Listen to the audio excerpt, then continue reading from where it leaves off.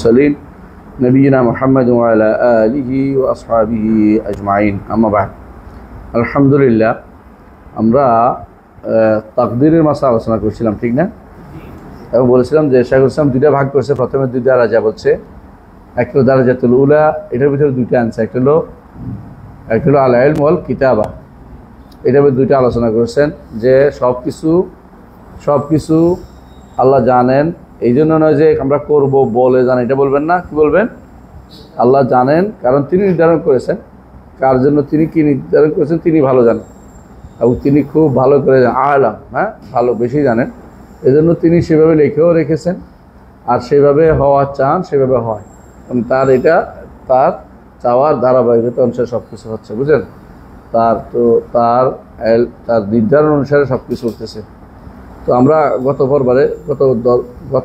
গত পর্বে আমরা বোধহয় দারাজাগুলি সবগুলি পড়েছি 4টা দারাজা পড়েছি না একটা হলো আল ইলম একটা হলো কিতাবা একটা হলো আল মাশিয়া একটা হলো আল খালক এবং বলা হয়েছিল যে প্রথম দুটি আগে লোকেরা অস্বীকার করত ইলম ওয়াল কিতাবাকে অস্বীকার করত পরবর্তীরা ইলম ওয়াল কিতাবাকে অস্বীকার করত পরবর্তীরা এসে শেষের দুইটাকে অস্বীকার করছে শেষের দুইটা কোনটা মাশিয়া ওয়াল খালককে অস্বীকার করেছে এটা তিনি বলেছিলেন এখন আবার দেখি ঘুরে ফিরে আগেরটা অস্বীকার করতেছে মানে ঘুরে ফিরে দেখতেছি কিছু মানুষ আগেরটায় চলে যাচ্ছে অর্থাৎ তারা কিতাব বা ইলমকে অস্বীকার করার জন্য বিভিন্ন রকমের বুদ্ধি খাটাতেছে তখন প্রশ্ন করছে এক দাঈ ইলাল্লাহকে যে আমরা যদি আল্লাহ নির্ধারণ করে তো আমরা করবো কেন নির্ধারণ অস্বীকার করতেছে বুঝছেন তিনি বলতেছেন যে আল্লাহ তোমরা করবো বলে আল্লাহ লিখছেন মানে আমরা করবো ওর জন্য আমরা কত ক্ষমতা ধরে আসছি দুনিয়া তো এই জন্য এটা এগুলি হচ্ছে বিভ্রান্তি আগে জানতে ইসলামের প্রথম বিভ্রান্তিটা হয়েছিল এবং এই বিভ্রান্তি এখনও অনেকের মধ্যেই চলমান রয়েছে বুঝে আসছে এইটা অনেক মাসআলার হল করে তাকদীরের মাসলা যে হল না হয় তাওহীদ ঠিক হবে না তাকদীর মাসলা শুদ্ধ না হলে তাওহীদ শুদ্ধ হবে না বুঝতে পারছি তাকদীর মাসলা শুদ্ধ না তাওহীদ শুদ্ধ হবে না তাকদীর মাসলা শুদ্ধ না তাওহীদ শুদ্ধ হবে না কারণ তাওহীদ আর রুবুবিয়্যাহ এবং তাওহীদুল আসমা ওয়াস সিফাত পুরোটাই তাকদীরের সাথে জড়িত আর তাকদীর যদি মানতে হয় শরীয়তকে মানতে হয় সেই হিসাবে উলুহিয়ার সাথে জড়িত উলুহিয়া কেমনে জড়িত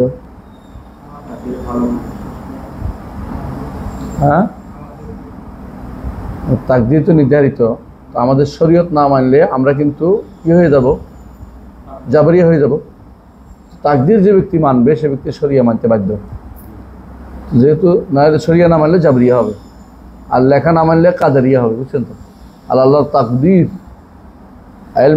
ইলম ও কিতাবা না মানলে কি হবে কাদারিয়া হয়ে যাবে আর যদি শরিয়া না মানে তাহলে জাবরিয়া হয়ে যাবে কিন্তু বলে আমার আর কিছু করার নাই আমি তো আটকে যেমন জল পড়ে পাতা নড়ে তাহলে তো হবে না বাতাস আসে রিসা বাতাস আসলে যেভাবে একটা পাখির ফর নড়ে চড়ে এরকম মনে করলে তো আমরা কি হয়ে যাব আল্লাহ শরীয়তকে অস্বীকার করব এই জন্য শরীয়ত হচ্ছে আমাদের জন্য কি উলুহিয়া বুঝছেন কিনা শরীয়ত মেনে চলা তো উলুহিয়া এবং যে ব্যক্তি তাকদীরের মাসালা ভুল করবে সে ব্যক্তি অনেক মাসালা ভুল করবে তাকদীর মাসালা ভুল করা যাবে না এবং তাকদীরের মাসালা কোনোদিনই থাকা যাবে না অস্বচ্ছ থাকা যাবে না অনেক কাছে আলোচনা করব না আলোচনা করলে এইটা হবে এটা কথা ঠিক না আলোচনা করব তো ভিতরে করব না আলোচনার ভিতরে পার্থক্য বুঝছেন জানার জন্য আর এটা হলো কেন আল্লাহ এটা কেন করলেন এটা করা যাবে না আল্লাহ করছেন এটা জানার জন্য আপনাকে তাকদীরের মাসালাটাকে অবশ্যই আলোচনা করবেন তাকদীর মাসালা আলোচনা করলে আপনি শিখবেন কী করে কিন্তু একটার বিরুদ্ধে একটা লাগিয়ে দেওয়া যাবে না সাহাবা কেরাম তাকদীর মাসালা আলোচনা করেছেন রাসূলকে জিজ্ঞাসা করেছেন যে যদি সবই লিখিত আমরা কেন আমল করবো বলছে আমল করতে থাকো আজকে আমাকে একজন প্রশ্ন করেছে যে একটু আগে প্রশ্ন এখানে দেখলাম বলতেছে অনেকে বলে যে আল্লাহ তাআলা আমাকে ক্ষমতা দিয়েছেন, হ্যাঁ, এই জন্য আমি কাজটা করি, কিন্তু আমি কি হালাল খাবো না হারাম খাবো এটা আমি সিদ্ধান্ত নিচ্ছি। হয়েছে কথা ঠিক আছে না? আমি কি খাবো ওইটা তো নির্ধারিত, আমি কি করবো এটাও নির্ধারিত, কিন্তু আমি তো জানি না। আমার দায়িত্ব কি নির্ধারিত এটা খোঁজা নয়, আমার দায়িত্ব হচ্ছে তার সন্তুষ্টি কোথায় আছে, আমার রবের সন্তুষ্টি কোথায় আছে এটা খোঁজা। এটা শরীয়ত মেনে চলা। কাদার তো আমার হাতের জিনিস না, এবং আমি পরিবর্তনের জিনিসও না। এটা নিয়ে আমার বিতর্কেরও জায়গা না। আমার জায়গা হচ্ছে শরীয়তের জায়গা। আমি কি এই জায়গাতে ঠিকমতো করতে পারছি কিনা, এই জায়গাটা আমি ঠিকমতো প্রতিপালন করতে পারছি কিনা, এটা হলো নিয়ম। তো এই জন্য তাকদীরের মাসলা অবশ্যই কোনোভাবেই দোঁয়াশা রাখা যাবে না, তাকদীর মাসলা যারা বলে আলোচনা করা যাবে না, তারা নিজেরাই তাকদীর নিয়ে সন্দেহ আছে, যেন আলোচনা করতে চায়। আমরা আলোচনা করতে পারি ইনশাল্লাহ, আমরা সাহসের সাথে কথা বলতে পারি যে আমরা বুঝি, এবারে কোনো সন্দেহ থাকা যাবে না, বুঝে আসছে প্রত্যেকটা জিনিস। মোট কথা এটাই যে আল্লাহ আমাদেরকে প্রত্যেকটা জিনিস মোকাদ্দার উপর চালাচ্ছেন। আমি এখানে বসবো মোকাদ্দার, আমি 2 রাকাত পাবো না, এটাও মোকাদ্দার, মানে যে সব কিছু মোকাদ্দার। আমার দরকার ছিল আগে উঠে আমার জন্য প্রস্তুতি গ্রহণ করা, এই জন্য আমার এটা গুনাহ হয়েছে, ঠিক হয় নাই কাজটা, তো গুলো হতে সব কমে গেছে। এগুলি সবই মোকাদ্দার, কোনো কিছু গায়রে মোকাদ্দার নাই। তো আমি যেটা পারি না এটার জন্য তওবা ইস্তেগফার করব, যেটা পেরেছি এটার জন্য আল্লাহর শুকরিয়া আদায় করবো, এটা হচ্ছে পুরোপুরি হচ্ছে ইমানদার। এই জন্য হয় সবর নয় শুকর, তো শুকরের মধ্যে যদি সে ভালো পায় আল্লাহ শুকরিয়া আদায় করে, খারাপ হলে কি হয় সবর করে, গুনাহ হলে তওবা করে, ইমানদারের বাইরে যায় না। 3টার মধ্যে অবশ্যই থাকবে, হয় সবর করবে, না হয় শুকর করবে, না হয় ইস্তেগফার করবে। এর বাইরে যাওয়ার কোনো সুযোগ নেই, কোনো প্রশ্ন করার কোনো সুযোগ নেই, কারণ আমরা তার দাস, তিনি আমাদের মনিব। মনিবের কর্মের উপর প্রশ্ন তোলা দাসের মানায় না। দাস অর্থই হচ্ছে এটা যে তার নিজস্ব কোনো এমন এখতিয়ার থাকবে না, মনিবের কথার উপরে প্রশ্ন তোলার কোনো এখতিয়ার থাকবে না। তবে দাসে কাজ করে, এই নয় যে দাসের কোনো কাজ নেই, কাজ আছে, কিন্তু দাস মনিবের কথার উপরে কোনো প্রশ্ন তোলার তার অধিকার তাকে দেয়া হয়নি। সুতরাং মনিবের কথা অনুসারে চলাই হচ্ছে তাকদীরের মূল প্রশ্ন।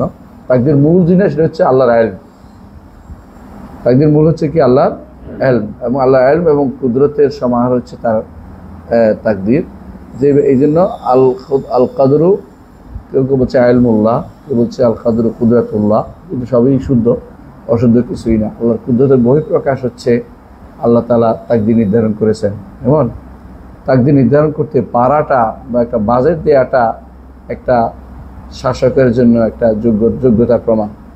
শাসক যদি হযবরল হয় তিনি বাজেট নির্ধারণ করতে পারেন না। শাসক যদি সুন্দর একটা বাজেট দেন সবাই প্রশংসা করে, আর যদি অসুন্দর বাজেট দিলে সবাই অপ্রশংসা করে। বুঝলেন না কথাটা? শাসক কি বাজেট দিবেন এটা আপনাকে জিজ্ঞাসা করে দিবেন না, তিনি অবস্থা বুঝে দিবেন, তিনি ভালো বুঝেন কিভাবে তিনি তার কাজে দিতে চাচ্ছেন। সুতরাং কোনোভাবেই তাকদীর মাসলাতে আমাদেরকে ধোঁয়াশা রাখা যাবে না। তাকদীর মাসলা স্পষ্ট, লুকোচুরি করা যাবে না। তাকদীর মাসলা অর্থই মূল কথা হচ্ছে এটা সবই নির্ধারিত। কুল্লু সাগীরিন ওয়া কাবীরিন মুস্তাতার, কুল্লু সাগীরিন ওয়া কাবীরিন মুস্তাতার, সবই নির্ধারিত। এখানে কোনো রকমের ধোঁয়াশা কিছু নাই, মানে অনির্ধারিত কিছু নাই।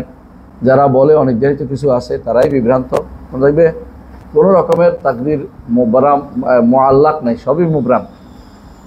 তাকদীর কোনো কি নাই, মুআল্লাক বলতে কোনো তাকদীর নাই, মুআল্লাক বলতে কোনো তাকদীর নাই। যারা বলছে সবই বিভ্রান্ত, মুআল্লাক কোনো তাকদীর হয় না, সবই মুবরাম অর্থই তাকদীর, মুকাদ্দার অর্থই মুবরাম, নির্ধারিত। বুঝে আসছে? আল্লাহ নির্ধারণ করছে আমার কতটুকু শক্তি দিছে, আল্লাহ নির্ধারণ করছে আমাকে এতটুকু ক্ষমতা দিছে, আমি কি খাবো ওইটাও নির্ধারিত, এই শক্তি দিয়ে কী করবো ওইটাও নির্ধারিত। সুতরাং এই কথা বলার সুযোগ নাই যে আমার ক্ষমতা দিছে আমি এবার ভালো খাবো না হারাম খাবো, এটা আমার ক্ষমতা, আমি যেভাবে চেয়ে, এটা না। কিন্তু আমি কি করবো ওইটাও নির্ধারিত আছে। তবে আমি জানি না, আমার দরকার হচ্ছে শরিয়া মোতাবেক খুঁজে খুঁজে আমল করা। আমালু ফাকুলুন মুয়াসসারুন লিমা খুলিকা লাহ। তাহলে এটুকু আমরা কি বুঝতে পারছি তাকদীরের? কারো কোনো প্রশ্ন আছে এখানে? একটা বড় জিনিস হচ্ছে তৌফিক পাওয়া। তৌফিকটা হচ্ছে বড় জিনিস, আল্লাহ তৌফিক প্রাপ্ত হওয়া।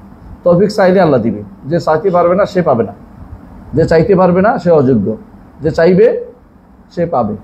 যতটুকু আপনি কায়মান বাক্য চাইবেন আল্লাহ ততটুকু আপনাকে দিবেন। উদরণী আস্তাজিব লাকুম, উদরণী আস্তাজিব, আমাকে ডাকো আমি তোমাদের ডাকে সাড়া দিব।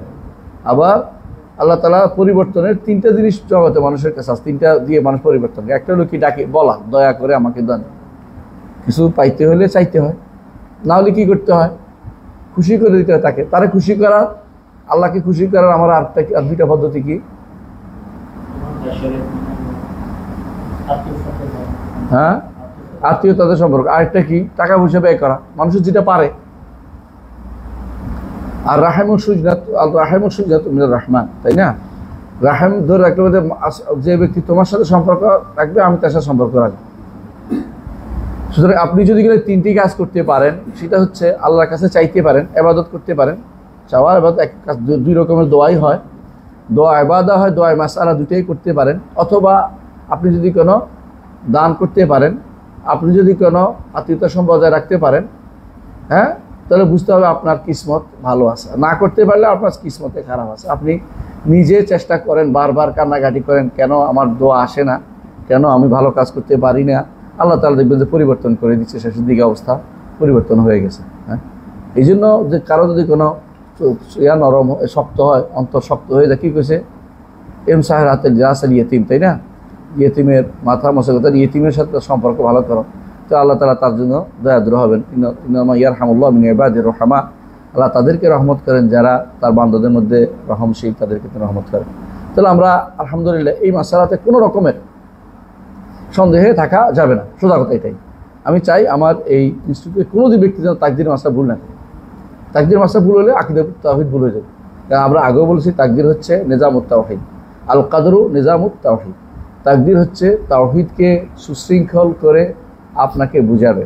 আর তাকদীর যদি আপনি না বুঝেন, তাওহীদ আপনি বুঝবেন না কোনো দিনই।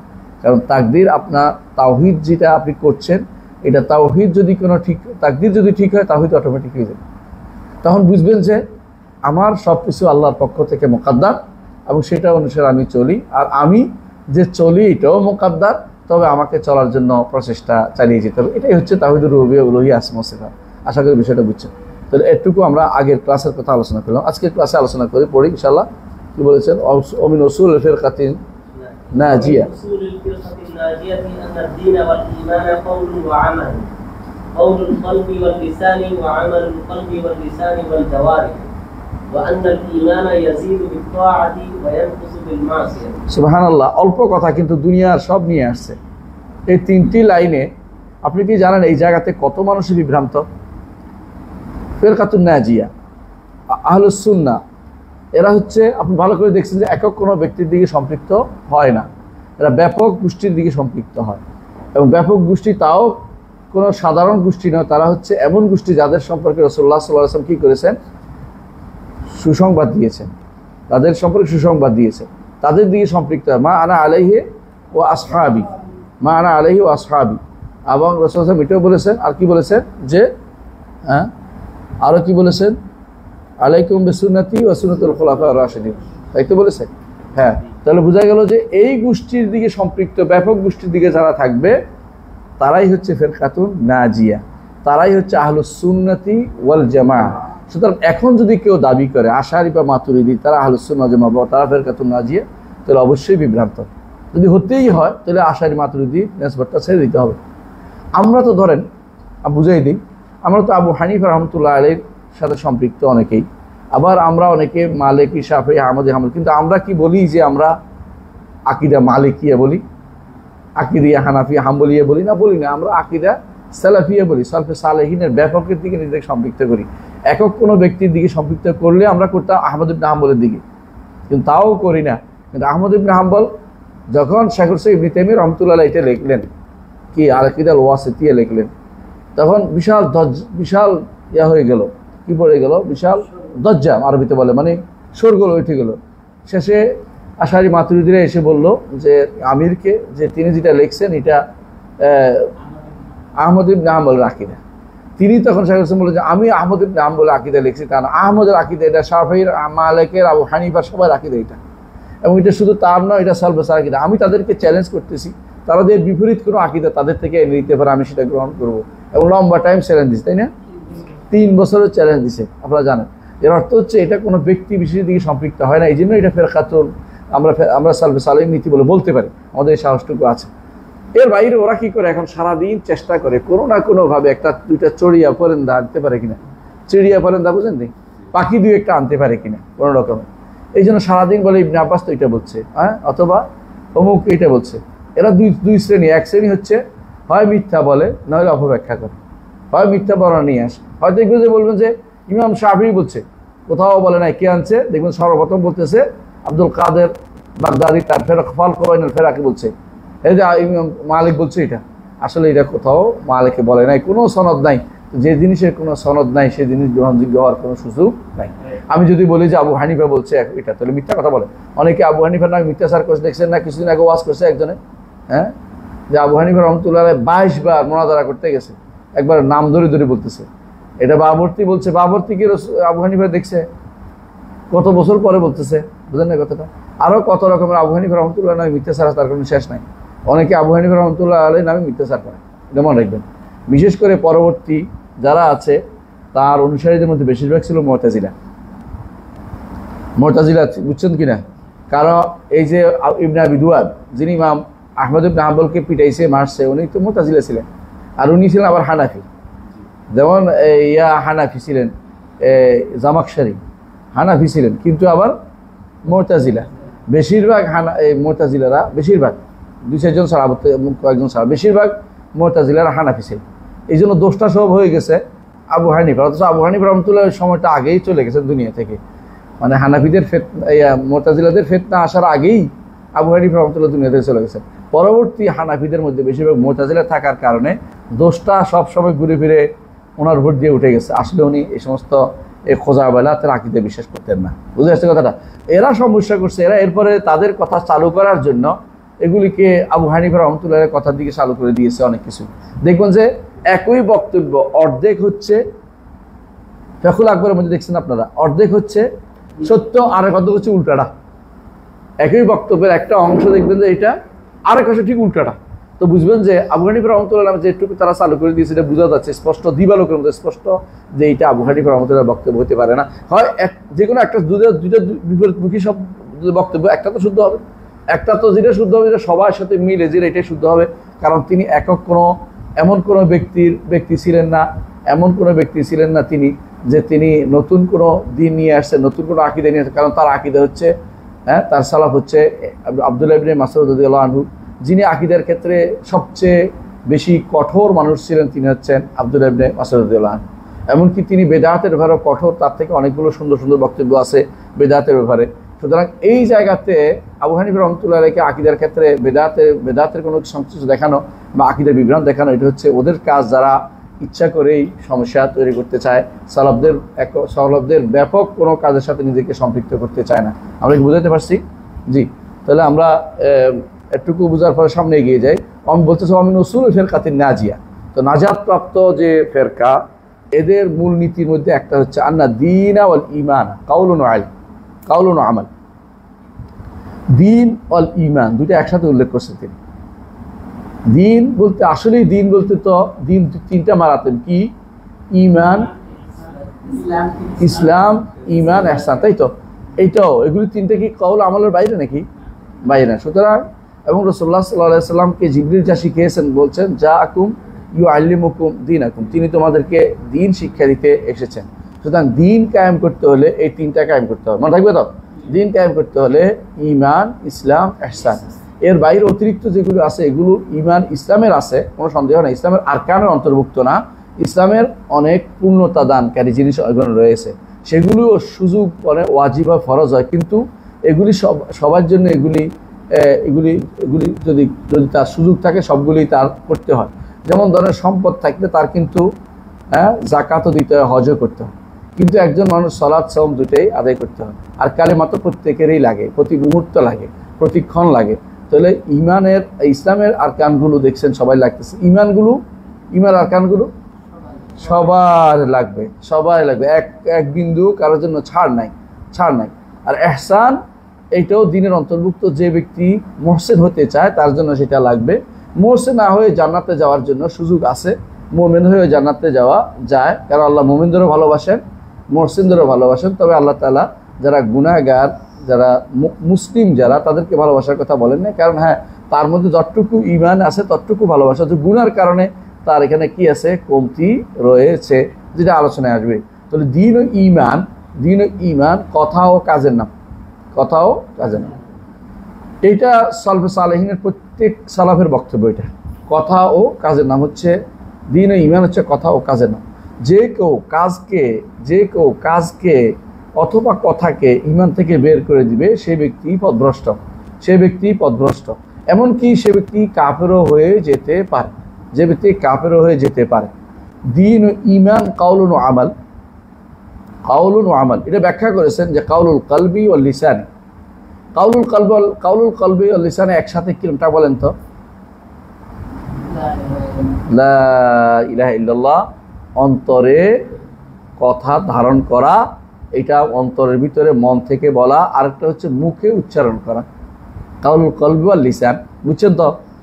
এর অর্থ কাউলুল কলব ও লিসান কিন্তু এই দুটেই, আর নাই, মানে এগুলো মূল, এটা লাগবেই। এই জন্য দেখেন বলছে কি ঈমানের সর্বোচ্চ শাখা কোনটা? কওলু শব্দ আছে, কওলু লা ইলাহা ইল্লাল্লাহ, তাই না? কওল শব্দ আছে না? এর অর্থ হচ্ছে এটা কওল, অর্থ এটা অন্তরে ধারণ করতে হবে, মুখেও বলতে হবে। এটাকে অন্তরে ধারণ করলে, মুখে বলতে না পারলে সেটা মাসালা আলাদা, কিন্তু সুযোগ থাকলে বলতে হবে। অন্তরে কেউ যদি বলতে না পারে, বোবা থাকে, অথবা কেউ যদি বলতে না পারে, তার পরিবেশ তাকে কোলায় নেই, আল্লাহ তাআলা সেদিন তাকে সে ঈমানের কারণে তাকে বের করে নিয়ে, তার অন্তর তো ইল্লা মান উকরিহা ওয়া কলবুহু মুতমাইন্নুন বিল ঈমান, তারপর সেটা করেন। কিন্তু সাধারণ দুইটা বলতে হবে, এটা কাউলুল কলব ওয়াল লিসান থাকতেই হবে। এটা হলো প্রথমটা। এরপর আমালুল কলবি ওয়াল লিসানি ওয়াল জাওয়ারিহ, কয়টা হলো? পাঁচটা হয়েছে। আমালুল কলব কি?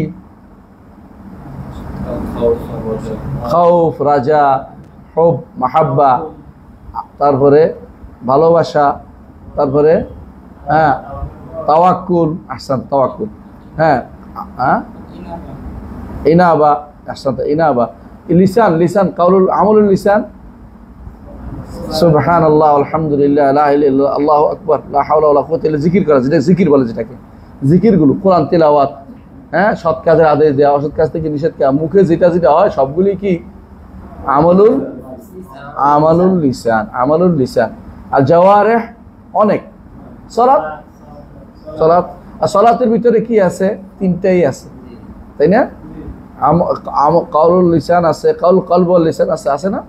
আর আমলুল কলবি ওয়াল লিসান ওয়াল জাওয়ারিহ তিনটা আছে। এই জন্য সালাত হচ্ছে সর্বোচ্চ ইবাদত, কারণ হচ্ছে সবই করা যায়। আর একজন মানুষ হজে গেলে কেন তার সব গুনাহ মাফ হয়ে যায়? কারণ তিনি এই তিনটের মধ্যে সবসময় থাকেন, এই পাঁচটার মধ্যে সবসময় তার অবস্থান। হ্যাঁ, হয় মুখে তালবিয়া পাঠ করতেছে, না তাকবীর দিতেছে, না হয় হ্যাঁ আল্লাহর আজমত সে স্মরণ করতেছে, যেখানে যাচ্ছে সেখানে দোয়া করতেছে, মানে তার কোনো 1 মিনিটের জন্য বন্ধ নাই, সব কাজ চলতেছে, তার মনের ভিতরে সব কিছু নিয়ে সে আল্লাহর সামনে হাজির হচ্ছে, এবং সে লাব্বাইক বলেই যাচ্ছে। আল্লাহ তাআলা হাজির বলতেছে। আল্লাহ তাআলা যখন বান্দা যখন হাজির বলে, আল্লাহ তাআলা তার জবাব দেন। হ্যাঁ, যখন হারাম নিয়ে যায় তখন বলে লা লাব্বাইকা ওয়ালা সা'দাইক, তোমার লাব্বাইক গ্রহণ করা হচ্ছে না। সুতরাং এই জন্য হজের বিষয়টা খুবই এই জন্য গুরুত্বপূর্ণ, বেশি ইবাদতের জায়গাতে। তো এমনি সাধারণভাবে সমস্ত ইবাদতের মূল হচ্ছে সালাত, সব কিছু ইবাদত করা, কারণ এগুলোর মধ্যে সমস্ত কাউল আছে, আমল আছে, কাউলুল লিসান আছে, কাউলুল কলব আছে, আমল লিসান, আমল কলব, আমল জাওয়ারিহ আছে। এই জন্য এই ঈমানদার এইগুলিকে এটাতে কোনো ছাড় অনুভব করা যায়। এটাতে কোনো ছাড় দিলে কি ছাড় হবে? ঈমানে ছাড় অথবা দ্বীনে ছাড় হয়। দ্বীন ও ঈমানের মধ্যে ছাড় হয়ে যায়। যদি কেউ এইভাবে ছাড় দেয়, দ্বীন ও ঈমানে ছাড় হয়ে যায়।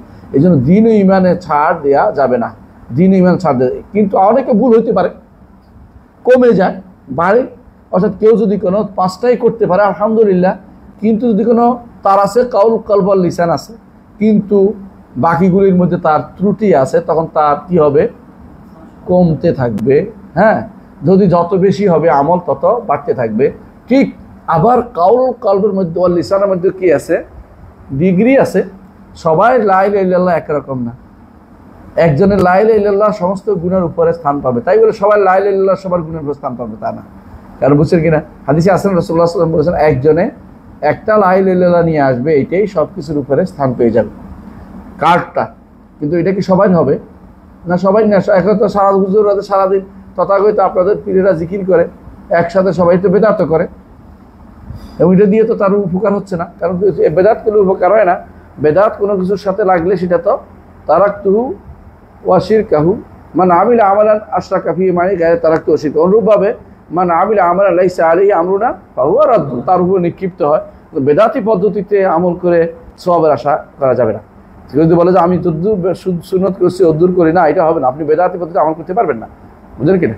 মিলাদের নাম দিয়ে কেউ যদি কোনো মিলাদ পড়ে যে আমি দুরূদ পড়তেছি, তাহলে হবে না, এটা আপনার গুনার কাজ হবে। বুঝলেন কেন? কারণ আপনি বেদাতি পদ্ধতিতে এইটা করতে পারেন না। কেউ যদি কোনো গান বাদ্য বাজাইতে বাজাইতে কোরআন শরীফ পড়া হবে, তা তো ইমান চলে যাবে। কারণ সে তো এটা কি করছে, আল্লাহর দিন নিয়ে ঠাট্টা মশকারির ভিতরে চলে গেছে, এই জন্য তার ইমান চলে যাবে। হ্যাঁ, আল্লাহর দিন নিয়ে এমন, এই জন্য বেদাত পদ্ধতিতে কোনো ইবাদত করা যাবে না। এই জন্য কেউ যদি বলে আপনাকে যে তিনি যদ্দূর বেদাত করছেন, ভালো অদূর তো হবে না, অদূরও হবে না। কারণ তিনি বেদাত চালু করছেন। বেদাত যদি হয়, তিনি আল্লাহ তাআলা সেটা গ্রহণযোগ্য না। কারণ রাসূলুল্লাহ সাল্লাল্লাহু আলাইহি ওয়াসাল্লাম বলেছেন কুল্লু বেদাতিন দলালা এবং কুল্লু দলালাতিন ফিন্নার, এটাও বর্ণনা একটা আসছে, যদিও কেউ কেউ এটা দুর্বল বলছে, কিন্তু হাসান বর্ণনা, এটাও গ্রহণযোগ্য। সুতরাং বোঝা গেল দলালা গ্রহণ করার সুযোগ নাই। পথভ্রষ্ট তো কোনো দলিত কোনো যে কোনো মানুষ। এই জন্য ইমানদারের কাজ হচ্ছে সে সবসময় খুঁজবে যে আমি সুন্নাহ অনুসারে চলবো, বেদাত পরিত্যাগ করবো, তাওহীদ অনুসারে চলবো, শিরিক পরিত্যাগ করবো। দুইটার কোনোটাকেই প্রশ্রয় দিব না। যে কোনো ব্যক্তি খুঁজে দাঁড়াবে কোনটা সুন্নাহ, সেটার উপরে সে আমল করবে সারাদিন। সুতরাং আল ঈমানু কাউলুন ওয়া আমাল, কাউলুল কলবি ওয়াল লিসানি ওয়া আমালুল কলবি ওয়াল লিসানি ওয়াল জাওয়ারিহ। বুঝছেন তো? এদের বুঝে আসছে তো? আর যেই জিনিস অনেক জিনিস দিয়ে গঠিত, ঈমান কোনো একক জিনিসের নাম নয়। আমাদের নিকট আহলুস সুন্নাহ ওয়াল জামাতের নিকট ঈমান হচ্ছে ব্যাপক জিনিসের নাম। যারা ঈমানকে বাসিত বলে বা বাসিত বলে, তারা ভুলের উপর আছে। বাসিত মোরাক্কাব শব্দটা আমরা ব্যবহার করি না। কেন ব্যবহার করি না? এটি বেদাতীদের শব্দ। ওরা বলে, অনেকে এটা দিয়ে আমাদেরকে বলতে, ঈমান বাসিত না মোরাক্কাব, বলে এটাকে আল্লাহ রাসূল বলছে কিনা জিজ্ঞাসা করবেন। বলে হ্যাঁ, আমরা ঈমান অনেক কিছু সমষ্টির নাম বলি। কারণ এটা কে বলেছে? রাসূল নিজে বলেছেন আল ঈমানু বিদ'un ওয়া সাবউনা শু'বা। তো ঈমানকে আমরা বলি যাতু শু'আব, রাসূল যেটা বলছেন এটা। ঈমানকে আমরা বলি যাতু শু'আব, এবং কুফরকে আমরা বলি যাতু শু'আব। কুফরও ঠিক এর বিপরীতটা, যাতু শু'আব। কিন্তু ঈমানকে আমরা কখনো তথাগত বসিত মোরাক্কাব বলে বেদাতীদের যাই না। কারণ আমরা জানি যে বসিত বলতে কোনো কিছু আসলেই আছে কিনা। বসিত কোনটা দেখাবেন আপনি? পৃথিবীতে বসিত কোনটা আছে? অনেকে বলে জুজুল্লাজি লাইতাজা, তাই না? এটা কি আসলে কি আছে? এটা একটা সময় ডেমোক্রেটসের এই থিওরি খুব কি পাইছিল, ডেমোক্রেটসের এই থিওরি খুবই মানুষের মধ্যে খুবই প্রসার পাইছিল। যে তারা বলতো যে জুজুল্লাজি লাইতাজা অথবা জাওহারুল ফার্জ বলতো এটাকে। হ্যাঁ, এটা বলতো অণু পরমাণু থিওরি। এখন পৃথিবীর জগতের মানুষ বুঝতে পারছে যে এটা আসলে একটা ভুয়া জিনিস ছিল। অণু পরমাণু থিওরি কোনো শুদ্ধ নাই। কারণ এরপরও ভাঙ্গা যায়, এরপরও এটা কুয়া ক্ষমতা হয়ে যায়, শক্তি। সুতরাং এখন যারা এই ডেমোক্রেসি থিওরি নিয়ে বই লেখে, আমাদেরকে তাদের উপর কি করতে হয়? হ্যাঁ, দেখি বলে এটাকে তাদের আকলের উপরে আমাদের কান্না করতে হয় যে আহারে কি আকলের মধ্যে তারা চলে আসে। অনেকেই এখনও দেখবেন যে ওই পচা থিওরি নিয়ে পড়াচ্ছে এবং এটাকে নিয়ে আলোচনা করতেছে। তখন বলতে হবে যে আপনি যে থিওরি নিয়ে আসেন, বহুত আগে বস্তা ফসা থিওরি বাদ দিচ্ছে, এগুলি আর এখন দুনিয়াতে চলে না। দয়া করে এগুলি থেকে আমাদেরকে মুক্ত করবেন। হ্যাঁ, বিশেষ করে আমাদের ভাইরা, হ্যাঁ, তথাকথিত যারা এখনো হ্যাঁ অমুক বিন তমুক, হ্যাঁ, এবং কাউসারি একটা আছে, হ্যাঁ, এবং আরেকটা আছে কি, আরেকটা জওহরপুরি। হ্যাঁ, আমার ফোন করে বলছে আপনার সাথে জওহরপুরি কথা বলতে। আমি বুঝছি জওহরপুরি, আমি মুফতি অমুক, আর মুফতি হয়ে গেছেন। এবার কেটে দেখছি আর কথা ভালো চালু হচ্ছে না, এবার আক্রমণ শুরু করে দিচ্ছে। আমার নিজের নাম মুফতি লিখে ফেলে, বুঝলে? তো গাড়ির ভিতরে আমি ছিলাম, মুফতি, আমি মুফতি অমুক, মানে বিরাট নাম ধরে নিজেকে মুফতি। হ্যাঁ, মুফতি, তোরা মুফতি ফতোয়া দিচ্ছে কেটা? মুফতি কারে কেউ জানো? মুফতি সবাই দিতে পারে? ফতোয়াদের অধিকার কারে দেয়? রাষ্ট্রীয়ভাবে কাউকে ফতোয়ার অধিকার দিতে হয়। নিজে ফতোয়া দিয়েই আমরা মানুষের ইসফাসালু আলা যিকরিন কুনতুম লা তা'লামুন হিসেবে বলি। মুফতি লকবটাকে এত সোজা জিনিস যে আমি ফোট করে একজন দিয়ে দিলাম। এত মুফতি যে মুফতির জ্বালায় সব কি হয়েছে, মুফতি হয়ে গেছে, খাদিয়া হয়ে গেছে, বুঝছেন তো? মুফতি তো এখন মুফতি। আমার ওস্তাদ জি, আল্লাহ জান্নাত নসিব করো, দুজনেই ওস্তাদ ছিলেন। তো আরেক ওস্তাদ, আমার ওস্তাদ জি তো বলতেন যে তোমার ওস্তাদ তো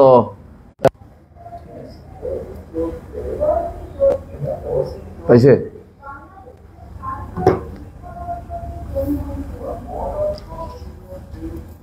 তাহলে যেটা বলছিলাম যে দিন ও কওলুন ও আমাল, কেমন যে জিনিস কওলুন বেশি জিনিস দিয়ে গঠিত, এই জিনিস কি হয় জাত ও আজ্জা হয়, বুঝলেন না কথাটা? এবং এই জন্য এটা বাড়েও কমেও, যে জিনিস অনেক জিনিস দিয়ে সেটা কি বাড়েও কমেও। আলহামদুলিল্লাহ, তাহলে বুঝতে পারছি বাড়েও কমেও। এটা ঈমান আমাদের নিকট বাড়ে বিত্তাআতি ওয়া ইয়াজিদু ওয়া ইয়ানকুসু বিল মাসিয়া, ভালো কিছু করলে ঈমান বাড়ে, খারাপ কিছু করলে ঈমান কমে। ঈমান বাড়ে এর দলিল কোরআনে আছে, আল্লাহ তাআলা বলছেন লিয়াজদাদাল্লাযিনা আমানু ঈমানা। আল্লাহ তাআলা অন্য আয়াতে বলছেন আইয়ুকুম যাদাতু হাযি ঈমানা। আরো বলছেন আল্লাহ তাআলা কোরআনে কারীমে যে আল্লাযিনা ইজা ঈমানা। সুতরাং বোঝা গেল যে এরকম আরো আয়াত আছে, মোট 5টা আয়াতে জিয়াদাতের কথা স্পষ্ট আছে কোরআনে কারীমে, আরো অন্য জায়গায় আছে। সবগুলি মিলে ঈমান অবশ্যই বাড়ে, ঈমান অবশ্যই বাড়ে। আল্লাহ বলছে বাড়ে, আমার বলার অধিকার বাদ দেওয়ার কোনো সুযোগ নাই। ইয়ানকুসু বিল মাসিয়া, অবাধ্য হলে ঈমান কমে। এর দলিল হচ্ছে লা ইয়াজনি জানি হিনা ইয়াজনি ওয়া মুমিন আহসানতা।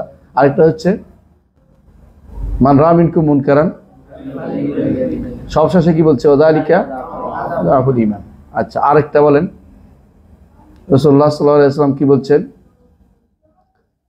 গুনাহ অবাধ্যগুলো গুনাহ জাহান্নামে যখন সবাইকে ফেলা হবে, তখন যার অন্তরে রাই পরিমাণ ঈমান আছে তার ঈমান কম, তাই না?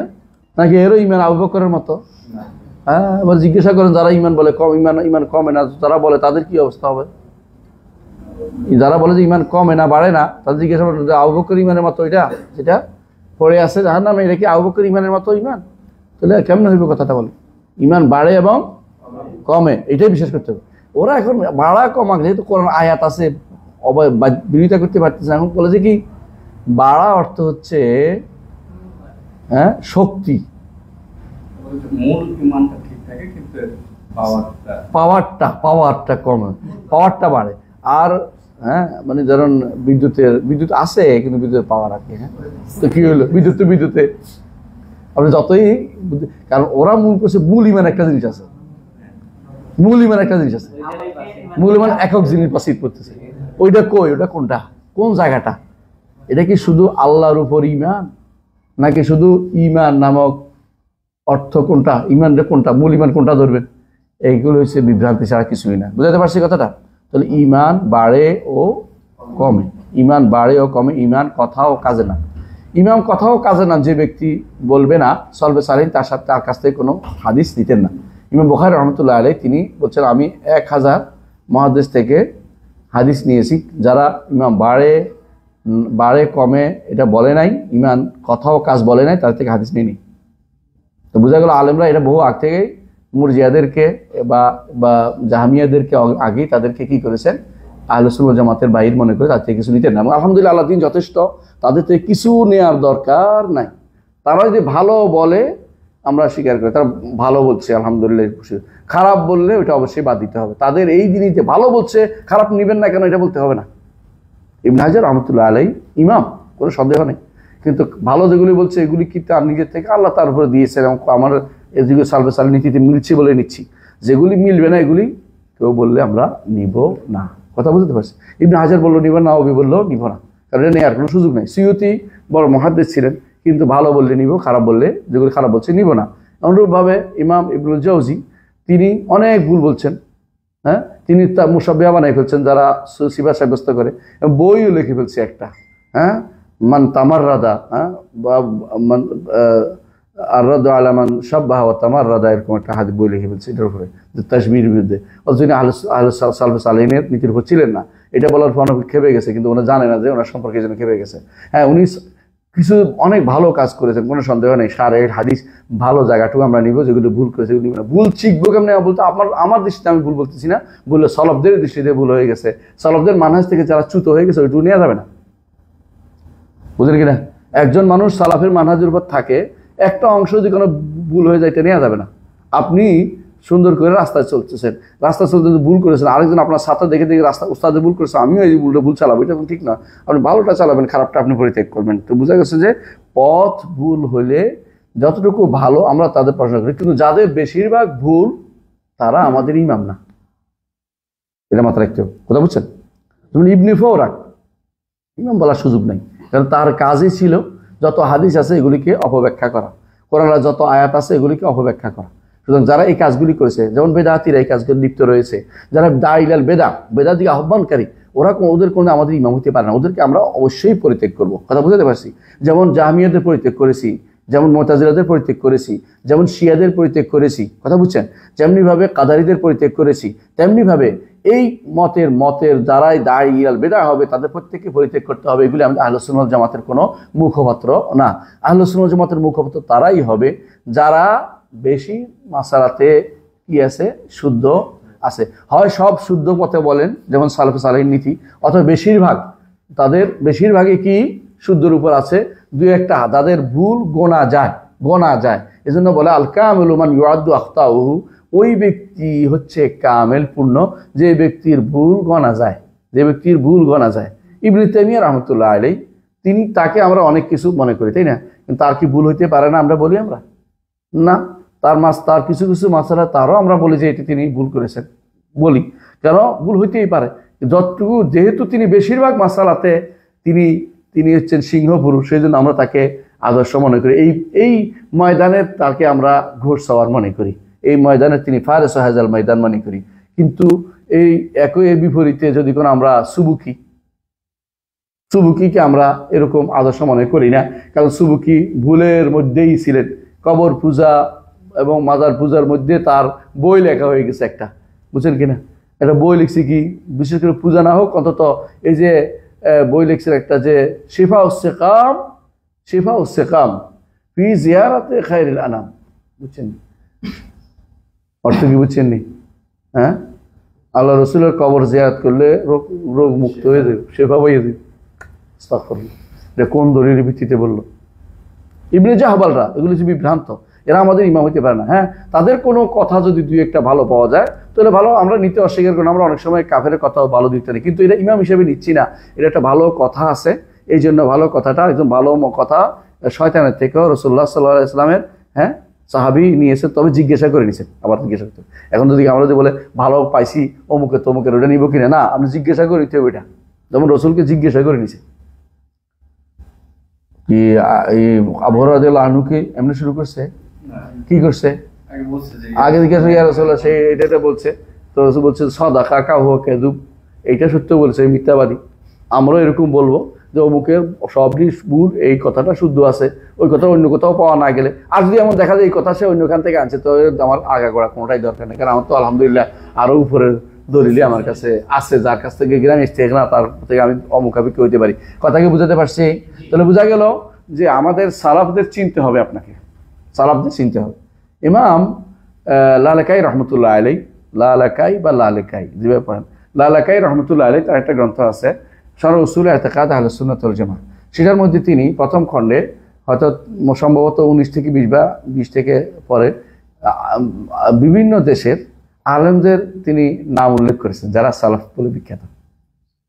আমি একবার এখানে নামগুলো দিয়েছিলাম, উনি যেটা উল্লেখ করেছেন এটাই আমি দিয়েছিলাম ফেসবুকে। এখন বোধহয় আমাদের টাইম লাইনে আছে, ফেসবুকে আমার টাইম লাইনে আছে, আমার টাইম লাইনে। হ্যাঁ, নাম পড়েছিল, ওরা তো খেপে এক একজন শেষ, যে উনি অমুকের নাম বাদ দিয়ে দিছে, অমুকের নাম বাদ দিয়ে দিছে। তো অমুকের নাম আসে না, কারণ তিনি এটা উল্লেখ করেন না, আমি কোথেকে আনবো, আমি কি ঢুকাই দিব না নাম? আর অমুক তমুকের কে আদর্শ হিসেবে তারা মুহাদ্দিসিনদের যে সিস্টেমে তারা চলে নাই। এবং লালেকাই কিভাবে লিখছেন, কারণ মুহাদ্দিসিন সিস্টেমে লিখছেন। মুহাদ্দিসিনরা একটা কথা বললে তারা সনদ দিয়ে নিয়ে আসে, আর আপনি একটা কথা বলে নিজের থেকে নিয়ে আসে, পার্থক্য বিশাল। অনেকের পণ্ডিতি জাহির করার জন্য নিজের থেকে নিয়ে আসে, কিন্তু মুহাদ্দিসিনদের একটা বড় গুণ হচ্ছে তারা সম্পৃক্ততা চায়, আগের লোকদের সাথে নিজেকে সম্পৃক্ত করতে, যাতে সালাফি আপনার ট্রেন্ড ঠিক থাকে, সালাফি লাইনটা ঠিক থাকে। আপনি যেন এমন কাজ করছেন প্রমাণিত, যে কাজটা গ্রহণযোগ্য, যে কাজটা আগের থেকে চলে আসছে, নিজের থেকে কোনো কিছু বলেন নাই। অনেকে আছে নিজে নতুন কোনো তথ্য দিলে বিশাল ফেসবুক কাঁপাই ফেলে যে একটা তথ্য দিছে, এইটা ঠিক নয়। আপনাকে চেষ্টা করবেন সালাফদের কথাকে নকল করতে, সালাফদের কথা বর্ণনা করতে, নিজের ট্যান দিয়ে নিজের বাহাদুরি নেয়া, এটা খুব খারাপ জিনিস। এটা হচ্ছে হব্বুজ জহুর, নিজেকে প্রকাশ করা। এটা অনেকেই দেখবেন যে নতুন নতুন তথ্য বানিয়ে দিচ্ছে। আজকে দেখলাম ফেসবুকে একজন দেখছে যে মাহাদি আসার আগে মক্কাতে রক্তপাত হবে, সিরিয়াতে রক্তপাত হবে, সিরিয়াতে রক্তপাত চলছে, মক্কাতে রক্তপাতের সময় এসে গেছে, মানে এখন মাহাদি আসার বুদ্ধি বাইর করতেছে। বুঝলেন তো কথাটা? এগুলি হচ্ছে বিভ্রান্তির অতল গহরে তারা নিমজ্জিত। এটা সবগুলি বিভ্রান্ত এবং এগুলি বেশিরভাগই পথভ্রষ্ট, মনে রাখবেন। এগুলি বড় ধরনের পথভ্রষ্ট। এরা কি করে, সারাদিন বসে বসে চিন্তা করে করে একটা বাইর করে, এরপরে এরা হয়ে যায় চিন্তাবিদ। আমাদের চিন্তাবিদের দরকার না, আমাদের আলেমবিদের দরকার, আলেমের দরকার। ওই চিন্তাবিদ এইটা বাইর করার জিনিস না, চিন্তা করতে বলেছে ইয়াতাফাক্কারুনা ফি খালকিস সামাওয়াতি ওয়াল আরদি, আসমান এবং জমিনের সৃষ্টির মধ্যে, আল্লাহর আয়াতের মধ্যে চিন্তা করতে বলেছে। নতুন তথ্য দেওয়ার জন্য চিন্তা করতে বলা হয় নাই। এজন্য কেউ যদি আমাকে চিন্তাবিদ বলে তাকে আমি সবচেয়ে বেশি ঘৃণা করি, এবং কেউ যদি বলে অমুক চিন্তাবিদ, আমি তার থেকেও দূরে থাকার চেষ্টা করি। 1000 যোজন দূরে থাকবেন। যে চিন্তাবিদের দরকার নাই, আমার দরকার আলেমে দ্বীনের দরকার। দ্বীনের চিন্তা দিয়ে উনি যে বরবাদ করে দিবে এবারে আপনি শিওর থাকতে পারেন। কারণ এই চিন্তা মানেই হচ্ছে নতুন কোনো কিছু দিবে যা আপনাকে বিভ্রান্তির মধ্যে নিয়ে যাবে। এই জন্য অমুক তমুক আদনান আছে, অমুক তমুক তামিমি আছে, হ্যাঁ, অমুক তমুক এসে দেখবেন না, নাম বলতে চাচ্ছি না, বুঝছেন অনেকেই, যারা এরা বেশিরভাগই চিন্তা করে করে নতুন তথ্য দেওয়া, যুবকরা সব লাফাইতে থাকে। কিন্তু আপনি কোন বাণীতে লাফাচ্ছেন আপনি কি জানেন যে আপনি যেটা লাফাচ্ছেন এটা সঠিক কাজ নয়? আজও যারা চিন্তা দিয়ে জায়েজ করার জন্য বিশাল বিশাল লং মার্চ শুরু করে দিয়েছেন, এগুলি এবারে সাবধান। এগুলি শরীয়তের কোনো আইন নিয়মের ভিতরে পড়ে না, এগুলি ফালতু জিনিস। এগুলি দিয়ে ইসলামের কোনো উপকার হয় না। আপনি কি করতে পারেন? জনসচেতনতা দরকার। প্রত্যেকটি মানুষকে ঈমান ও আকীদা শিক্ষা দেন। দেখবেন যে ওরাই ওদের মধ্য থেকে কে হবে প্রধান উপদেষ্টা হবে, দ্বিতীয় উপদেষ্টা হবে, ওদের মধ্য থেকে সচিব হবে, ওদের মধ্য থেকে আমলা হবে, ওদের মধ্য থেকে কি হবে সেনাবাহিনী প্রধান হবে। ওরা তখন বলবে যে না, এটা তো ইমানের বিরোধী কাজ, আমি এটা করতে পারি না। এটা না করে আপনি মিছিল করে তার কি বুঝাচ্ছেন? গায়ের আবেগ দেখাচ্ছেন। আবেগ কোনোদিনই ইসলাম অনুমোদন করে না, যতক্ষণ পর্যন্ত সেটাকে শরীয়ত দিয়ে লাগাম না লাগে, ততক্ষণ ইসলামে আবেগ নাই। যাক, আমি ওই লম্বা আলোচনা করবো না, শুধু এটাই বলবো, ঈমান কাউলুন ওয়া আমালুন, এটা মনে রাখতেই হবে। এই অধ্যায়ে ভুল করেছে কারা মনে রাখবে বলতে পারেন আপনারা? না, যারা দুই গোষ্ঠী আছে, এক গোষ্ঠী মোরাক্কাব বলে ভুল করছে, আরেক গোষ্ঠী বাসিত বলে ভুল করছে। বাসিত যারা বলছে, একক যারা বলছে, এর মধ্যে একটা হচ্ছে, প্রথম হচ্ছে কারা? জাহমিয়ারা। জাহমিয়ারা ঈমান শব্দ, ঈমান বলছে চেনার নাম, মারিফা। হ্যাঁ, মারিফা তো দরবার খুলে না এখন। এগুলো একটা ভুল কেন্দ্র। আল্লাহকে চেনার জন্য এই যে সিস্টেম, যে দরবার খুলে খুলে চিনবে, এটা কিন্তু নাই শরীয়তে। আল্লাহকে চিনতে হলে বেশি বেশি কি চর্চা করতে হবে? আল্লাহর গুণ, নাম এবং গুণ চর্চা করতে হবে। এর প্রমাণ হচ্ছে সাইয়েদনা আব্দুল কাদের জিলানী রাহমাতুল্লাহ আলাইহি, ও আলিম মিন উলামায়ে দ্বীন, আব্দুল কাদের জিলানী রাহমাতুল্লাহ আলাইহি, তার গুনিয়াতুল তালিবুল হক দেখবেন যে আল্লাহর নাম এবং গুণ আলোচনা করছে। কিভাবে আল্লাহকে চিনতে পারবে, আল্লাহর নাম গুণ উল্লেখ করছেন, কারণ তারা সঠিক পথের পথিক ছিলেন। কিন্তু দেখবেন এই দেশে পাক ভারতীয় লোকেরা না বই লিখছে, না নাম গুণ শিখাইছে, না দিন আল্লাহকে কিভাবে ডাকতে হবে শিখাইছে, বেদাত পদ্ধতি তারা শিখাইছে, যেটা আব্দুল কাদের জিলানী রাহমাতুল্লাহ আলাইহি করে নাই। কাদেরিয়া তরিকা নামে যেটা পরিচিত আছে, আব্দুল কাদের জিলানী থেকে প্রমাণিত না, এগুলো তার লোকেরা পরবর্তীতে বানিয়েছে। কথা বুঝতে পারছি? আব্দুল কাদের জিলানী আল গুনিয়াতুল তালিবুল হক, আপনি এখনো দেখবেন এখানে বলা হচ্ছে আল্লাহ তাআলা তিনি আরশের উপর উঠেছেন, আল্লাহ তাআলা তিনি নিকট আসমানে নেমে আসেন, আল্লাহ তাআলার জন্য তিনি ইস্তেওয়া সাব্যস্ত করেছেন, আল্লাহ তাআলার জন্য নুজুল সাব্যস্ত করেছেন, আল্লাহ তাআলার জন্য হাত সাব্যস্ত করেছেন, আল্লাহ তাআলার সিফাতগুলো সাব্যস্ত করেছেন ওই কিতাবের মধ্যেই, যেটাতে তিনি মারিফত শিক্ষা দিচ্ছেন। কথা বুঝেন কিনা? তো আল্লাহকে চিনতে হলে কি দিয়ে চিনতে হবে?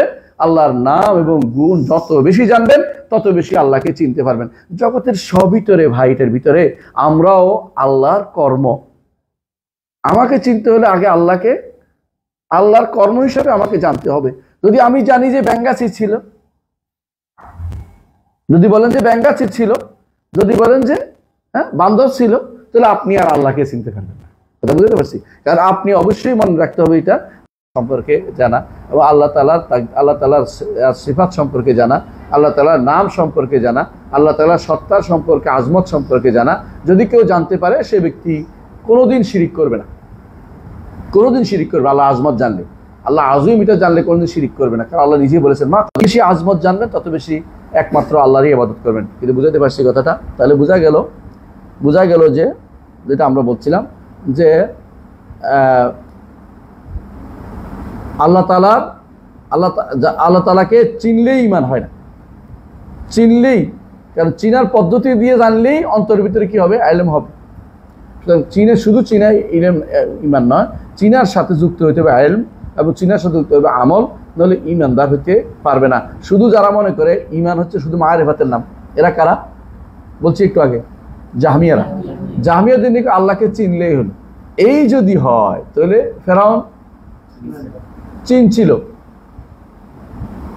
হ্যাঁ, আল্লাহ তাআলা কোরআনে কারীম উল্লেখ করেছেন যে এরা চিনতো, মিন বাদি মা জাআহুল হক আরাফু, তারা চিনছিল। হ্যাঁ, আল্লাহ তাআলা ইহুদি সম্পর্কে কি বলেছে কোরআনে কারীমে, ওয়াইনাল্লাযিনা উতুল লা ইয়ালামুনা আন্নাহুল হাক্কু মির রাব্বিহিম, এবং তারা বলছে যে ওয়াইনাহুম লা ইয়ালামুন ইয়ারিফুনাল হক, ইয়ারিফুন হক চিনতো তারা, এবং বলছে এরা তাদের সন্তানদের চেয়েও বেশি নবীকে চিনে। চিনলেই তৈলে কাজ হবে না, চেনার পরে যেটা অন্তরে ধারণ যদি না করে, আমল যদি না করে, সে ব্যক্তি ইমানদার হতে পারবে না।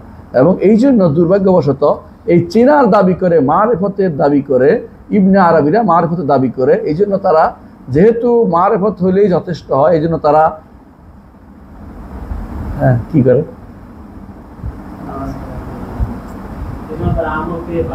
না, এই জন্য তারা সবচেয়ে বড় কাজটা করে, এটা হচ্ছে ফেরাউনকেও ইমানদার বলে। আস্তাগফিরুল্লাহ বলি না, ফেরাউনকে ইমানদার বলে কেন? ফেরাউন তো চিনতো, জানতো। আসলে ফেরাউন আল্লাহকে মানতো না। আল্লাহ কোরআনে বলছে ও জাহাদু বিহা ওয়াস্তায়কানাতহা আনফুসুহুম, অস্বীকার করেছে, কিন্তু অন্তরে দৃঢ়তা আছে আল্লাহ আসলে আছে। কারণ আল্লাহ তো অন্তরের ভিতরে দিয়ে দিয়েছেন, এটা মানব অন্তর দিয়ে, মানবের অন্তরের কন্দরে আল্লাহ এটা দিয়ে দিয়েছেন কি, হ্যাঁ, কালিমাতুল লা ইলাহা ইল্লাল্লাহ, মুখটা দিয়ে রবকে স্বীকার করার প্রবণতা আল্লাহ দিয়ে দিয়েছেন। তাহলে মারিফত যারা বলে এরাও বিভ্রান্ত, পথভ্রষ্ট। এরা একক জিনিস বলছে, একক জিনিসের মধ্যে এটা একটা একক জিনিস। আরেক গোষ্ঠী আছে যারা শুধুমাত্র কথাকে বলে, মুরজিয়ারা মনে করে শুধু কিসের নাম, কথার নাম। ঈমান হচ্ছে শুধু কথার নাম। এরাও একক গোষ্ঠী, যে একক, যে কথা বললেই ঈমান, মুখে বললেই ঈমান হয়ে গেল, অন্তরে থাকবে না, মুখে বললেই ঈমানদার হয়। এই হিসেবে মুনাফিকরা কি হইতে হয়, আল্লাহ মাফ করো, তাহলে মুনাফিক ঈমানদার হয়ে যাচ্ছে না, নাউযুবিল্লাহ। আচ্ছা, ইবলিস রব্বে রব্বে বলছে না, আল্লাহকে চিনতো, তাই না? আল্লাহ সম্পর্কে তার বিশ্বাসও ঠিক আছে, কিন্তু আল্লাহ শরীয়ত মানে নেই, শরীয়ত অস্বীকার করছে। তাহলে ইবলিস তাহলে কি ঈমানদার হয়ে যায় না? তাহলে এই জাতীয় কথাগুলি বলা কখনো বৈধতা পাবে না। ইবলিস অবশ্যই তো কাফের, কোনো সন্দেহ নেই। হ্যাঁ, আল্লাহ তাআলা কি বলছেন, ওমা ইয়াকুল মিনহুম ইন্নী ইলাহুম মিন দুনি যালিকা ফাযালিকা নাজজি জাহান্নাম কাযালিকা নাজজিল কাফিরিন যালিমিন। তাহলে বোঝা গেল যে যারা বলে যে শুধুমাত্র কথা, এটাও বিভ্রান্ত। এরাও এককের পক্ষপাতী, যে বাসিতের পক্ষপাতী, যে একক জিনিস এটা। আচ্ছা, আরেক গোষ্ঠী আছে শুধু বিশ্বাসে গেছে, শুধু বিশ্বাস থাকি ঠিক। এরা কারা? এরা হচ্ছে আশারী ও মাতুরিদী গোষ্ঠী। আশারী মাতুরিদী গোষ্ঠী, এদের নিকট ঈমান হচ্ছে শুধুমাত্র বিশ্বাসের নাম। এবার বুঝছেন তো পদবসতা কোথেকে আসছে? ঈমান শুধু বিশ্বাসের নাম তাদের কাছে। এই জন্য তারা মনে করে আমার যা কিছু করি না কেন আমার বিশ্বাস ঠিক আছে,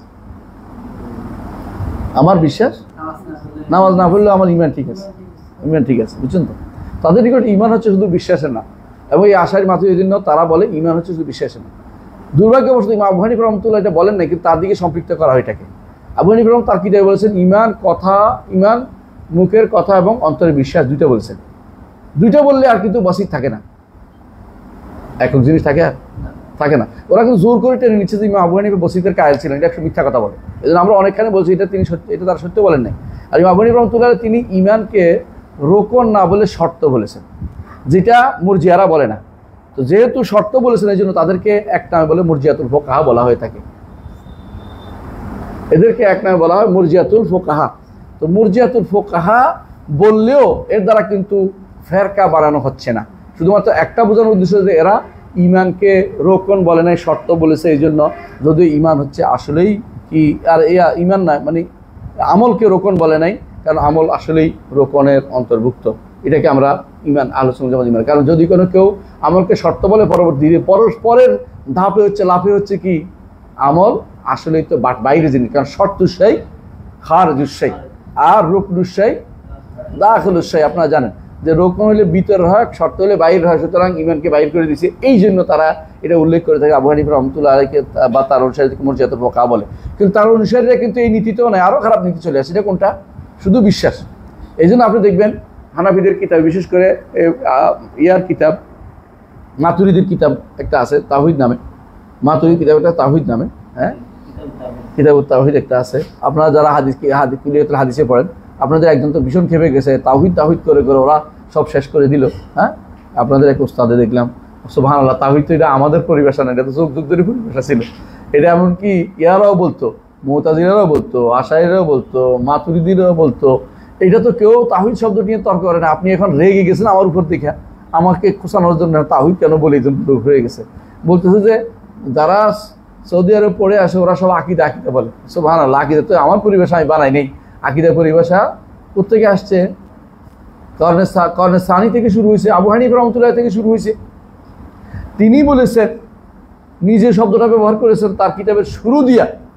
ইমাম আর কি বলেছেন? ইমাম এবং কি হানাফি মাযহাবের ইমাম তাহাবি বলছেন, ইমাম তাহাবি বলছেন তাওহীদ পরিভাষাটা ইমাম আবু হানিফা উল্লেখ করেছেন। তাহলে আপনি যদি কোনো পরিভাষাগুলি অস্বীকার করেন, আমার উপর রেগে যাইয়া, মদিনা ইউনিভার্সিটির ছেলেদের উপর রেগে যাইয়া, বিশেষ করে সালাফিদের ছেলেদের উপর রেগে গিয়ে, তা আপনি তো ভালো কিছু করেন নাই, নিজের উপরে নিজে জুলুম করছেন। এটা যেন না করেন। আপনার বক্তব্য খণ্ডন করতে আমাদের 5 মিনিট লাগে না, কিন্তু আপনি লিখতে পারছেন, মনে করছেন বিশাল কিছু হয়ে গেছে। কিন্তু আমরা তো আমাদের বন্ধুদের মর্যাদা রক্ষা করি। আপনি নিজের মর্যাদা নিজে রক্ষা করার চেষ্টা করুন, এটা খুব ভালো জিনিস বলে মনে করি। যেটা বলছিলাম যে আমরা মনে করি যে একজন মানুষ বিভ্রান্ত হতে পারে, কিন্তু এতটুকু রেগে গিয়ে নিজে না জানার, নিজের জাহালতের প্রমাণ দেওয়াটা ভালো কাজ নয়। বিভ্রান্তি যতটুকু জানারটুকু বলুন, যেটা জানেন না এটাকে জানার চেষ্টা করাটাই হচ্ছে উচিত। আল্লাহ কুল্লি হাল, আমি তর্ক করতে চাচ্ছি না, আমি আমার কথা ফিরে আসছি। এটা হচ্ছে ইমান। তাহলে যারা বলে যে ইমান বাসির, তারা কয় গোষ্ঠী হইল? হ্যাঁ, এক গোষ্ঠী কি বললো? ইমান হচ্ছে শুধুমাত্র চিনার নাম, আর বলছে কি কথার নাম। এই কথা যারা বলছে এটা, এরা যারা, এদেরকে বলা হয় এরা জাহমিয়াদের একটা গোষ্ঠী, সবাই না। জাহমিয়াদের আরেক গোষ্ঠী আছে, সরি, জাহমিয়ারা বলে যে কি ইমান হচ্ছে শুধু মারিফাত। আর যারা বলে যে কথা, আমরা বলছি এরা মুরজিয়াদের এটা একটা গোষ্ঠী শুধুমাত্র, সবাই না। মুরজিয়াদের একটা গোষ্ঠী বলে যে ইমান হচ্ছে কিসের নাম? কথার নাম। মুরজিয়াদের আরেক গোষ্ঠী বলে ইমান হচ্ছে তাসদিকের নাম, শুধু বিশ্বাসের নাম। এই মুরজিয়াদের এই গোষ্ঠীর অনুসরণ করে চলেছে কারা? আশারি এবং মাতুরিদিরা। এরাও কিন্তু তারা এক জিনিসকে বলে, একক জিনিস বলতেছে ইমানের নাম, ইমান একটা জিনিসের নাম বলে। আচ্ছা, আরেকটা গোষ্ঠীর কথা বলছিলাম, যারা ইমানকে শুধুমাত্র কিসের কথা বলে? একটা হলো কথা, একটা হলো তাসদীক, তাই না? আরেকটা হলো মারিফত। এর মধ্যে থাকে, এর মধ্যে কেউ এর মধ্যে আমরা বলছি একটা বাড়তি কথা বলছিলাম যে ইমাম আবু হানিফা রাহমাতুল্লাহ আলাইহি যেটা বলছেন, কিন্তু এটার সাথে একরকম না। তার বক্তব্য থেকে বোঝা যাচ্ছে তিনি শুধু তাসদিককে ইমান বলে না। তাহলে বোঝা গেল তিনি বসিতের কায়েল ছিলেন। এই কথাটা যারা বলে তারা না জেনে কথা বলে। তার বক্তব্য থেকে স্পষ্ট হয়েছে তিনি কি বলেন, তার ইমানও তিনি তাসদিকুম বিল লিসান ও কাউলুম বিল তাসদিকুম বিল কলবি ও জিলান ও কাউলুম বিল লিসান বলে। তাহলে দুইটা জিনিসকে তিনি বলেছেন। আমলকে তিনি শর্ত বলেছেন। এই জায়গাতে এদের সাথে সালফে সালেহিনের মাসলাক অনুসারীদের মধ্যে এই জায়গাতে কি আছে? মত পার্থক্য হয়ে গেছে যে এটা একটা পথ রচনা করবে অন্যায়ের, যেটা পরবর্তীতে আসলে রচনা করেছে কি ছেড়ে দিয়েছে এরা ছেড়ে দিয়েছে পরবর্তীতে কারা? আশারি মাতুরিদিরা পুরোপুরি আমলটাকে ছেড়ে দিয়েছে। তাহলে আমরা বুঝতে পারলাম যে এগুলি হচ্ছে বিভ্রান্তির পথ রচনার পথ। প্রথম শুরু থেকেই ইমানে যার ভুল হবে, পরবর্তীতে আর শুদ্ধ করার কোনো উপায় নেই। প্রথম ইট যদি বাঁকা হয়, যত উপরে উঠবে বিল্ডিং আর সোজা হয় না। কারণ ফার্সি কবি বলতেছেন, খিস্তে আউয়াল চুনিহাদ মেরমারে কাজ তা তুরাইয়া আতারি দেওয়ারে কাজ। তুমি যদি প্রথম ইটটা বাঁকা বসাইতে পারো, সুরাইয়া তারাকা পর্যন্ত গেলেও তোমার বিল্ডিং কিন্তু বাঁকাই হবে, আর সোজা হবে না। যত উপরে উঠেও কোনো কাজ হইবে না, কারণ প্রথম ইট বাঁকা হয়ে গেছে। এই জন্য সল ধরে ওরা, সোজা করে যে না আমার সোজা দরকার পিড়ে আবার লম্বা করে ঠিক করে সমান করে, যেন বাঁকা হইলে খবর আছে আমার, বুঝলেন কিনা? এই জন্য কখনো বাঁকা কখনো প্রথম বাঁকা দেবেন না। আপনি যদি কোনো একটা রাস্তা ভুলে যান কুষ্টিয়া আসা, তাহলে আপনি কুষ্টিয়া আসতে হলে ঘুরে রাস্তা এটা আবার আসতে হইবে, আরেক জগতে যেটা আরেক রাস্তা দিচ্ছে ওই রাস্তায় আসতে হইব। কিন্তু আপনাকে রাস্তা ভুলে গেলে আপনি সঠিক পথে আসতে পারবেন না। ইমান ভুল হলে বাকি সব ভুল হয়, কিন্তু ইমানের জায়গায় ভুল করা যাবে না, এটা আমাদেরকে মানুষদেরকে শিখাতে হবে। কথা বুঝাতে পারছি? আচ্ছা আসেন, তাহলে বলছিলাম যে তাহলে যারা বসিত বলছে তাদেরই সমস্যা, যারা মুরাক্কাব বলছে এরা কারা? দুই গোষ্ঠী। এরা কারা? মুতাজিলা এবং খারেজি। মুতাজিলা এবং খারেজিরা ইমানরে কি বলে? বাসিত বলে, মুরাক্কাব বলে। বুঝছেন কিনা? এদের মুরাক্কাব মানে এরা বলে জাত আজ্জা। কিন্তু সমস্যা হচ্ছে একটাই, আমাদের নিকট ইমানের প্রত্যেকটি শাখা একরকম না। ওদের নিকট ইমান যেহেতু সমষ্টির নাম, একটু গেলে পুরোটা চলে গেছে। আমাদের নিকট একটু গেলে কমে যায়, কখনো কখনো পুরোটা যায়, কখনো কখনো পুরোটা যায়। যদি কারো কাউলুল কলব চলে যায়, ইমান থাকে? কাউলুল কলব চলে গেলে আর কিছু থাকে না। বুঝছেন কিনা? কাউলুল কলব তো এক, কাউলুল কলব লা ইলাহা ইল্লাল্লাহ। কারণ রাসূলুল্লাহ সাল্লাল্লাহু আলাইহি ওয়াসাল্লাম কি বলেছেন? ইমানের কটা শাখা আছে? ৭০টি। আলাহা কাউলু লা ইলাহা ইল্লাল্লাহ। বুঝছেন কিনা? আবার অনেক কালিমাতুল লা ইলাহা ইল্লাল্লাহ দুটোই আসছে। এর অর্থ হচ্ছে আপনাকে এটা রাখতে হবে, অন্তরের ভিতরে এটা রাখতে হবে, আর বাইরে যেটা এটাও দেখাতে হবে। কিন্তু ধরেন আমলের কোনো কিছু ভুল হয়েছে, কম হয়েছে, এগুলির কারণে ইমান একেবারে চলে যাবে না, কমতে থাকবে। তাহলে ভুল যারা তারা করছে, এরা ভুল করছে কোন জায়গায়? এরা বলেও ভুল করছে, যে মোরাক্কাব বলেও এগুলিকে সবগুলিকে সমান তালে নিয়ে গেছে, এই জন্য তাদের তাকফিরের কাছে মাসায় চলে গেছে, তাকফিরের মাসলায় চলে গেছে। বুঝতে পারছি? এই হচ্ছে মূল কথা ইমানের ক্ষেত্রে। হ্যাঁ, এরপর পড়েন। وهم مع ذلك لا يكفرون أهل القبلة بمطلق المعاصي والكبائر كما يفعله الخوارج. القوة الإيمانية ثابتة مع المعاصي. এরদুবেন থাকেন দেখি। وهم مع ذلك لا يكفرون أهل القبلة। এই শব্দটা খুবই আমাদের দেশে চাউর মানে খুবই আছে, আলহামদুলিল্লাহ ভালো জিনিস, যে তাকফির ও আহলুল কিবলা করা ঠিক না। আহলুল কিবলাকে তাকফির করে এরা। প্রশ্ন হচ্ছে আহলুল কিবলা কারা? আহলুল কিবলা কারা? হাদিসে কি আপনার মনে আছে? মান সাল্লা সালাতানা যাবিহাতানা, তারপরে আরেকটা তিনটা তো, মান সাল্লা সালাতানা ওয়াস্তাকবালা কিবলাতানা ও আকালা যাবিহাতানা, তিনটা। এই তিনটার ফাযালিকাল মুসলিম বলা হয়েছে, তাই না?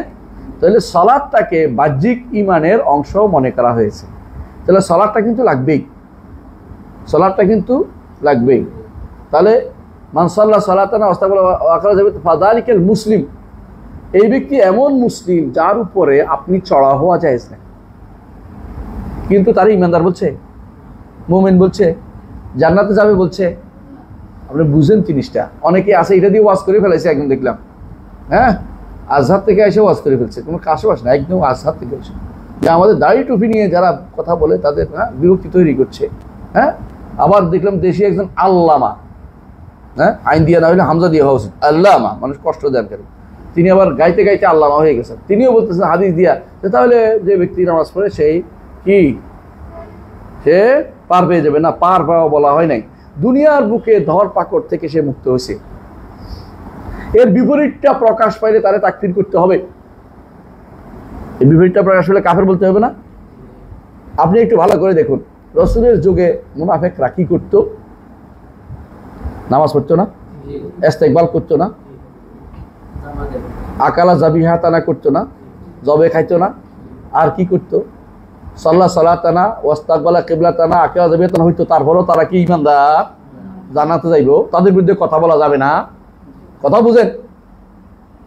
শিয়ারা, এটা আবার শিয়াদেরও ভাই বলে, কোনো সমস্যা তো নাই, আমাদের কাছে এরকমই। হ্যাঁ, আবার দেখবেন যে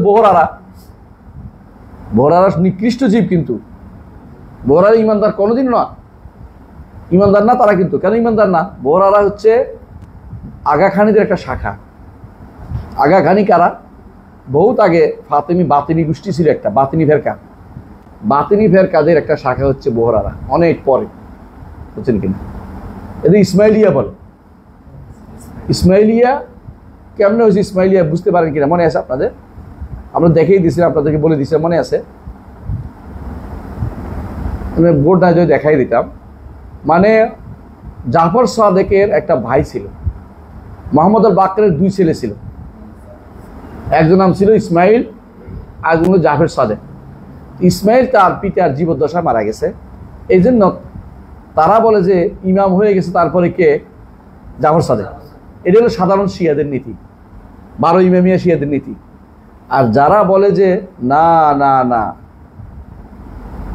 জাফর সাদেকের মানি না, বরং মোহাম্মদ আল বাকরের ছেলে ইসমাইলকে মানি, তারা ইসমাইলিয়া সম্প্রদায়।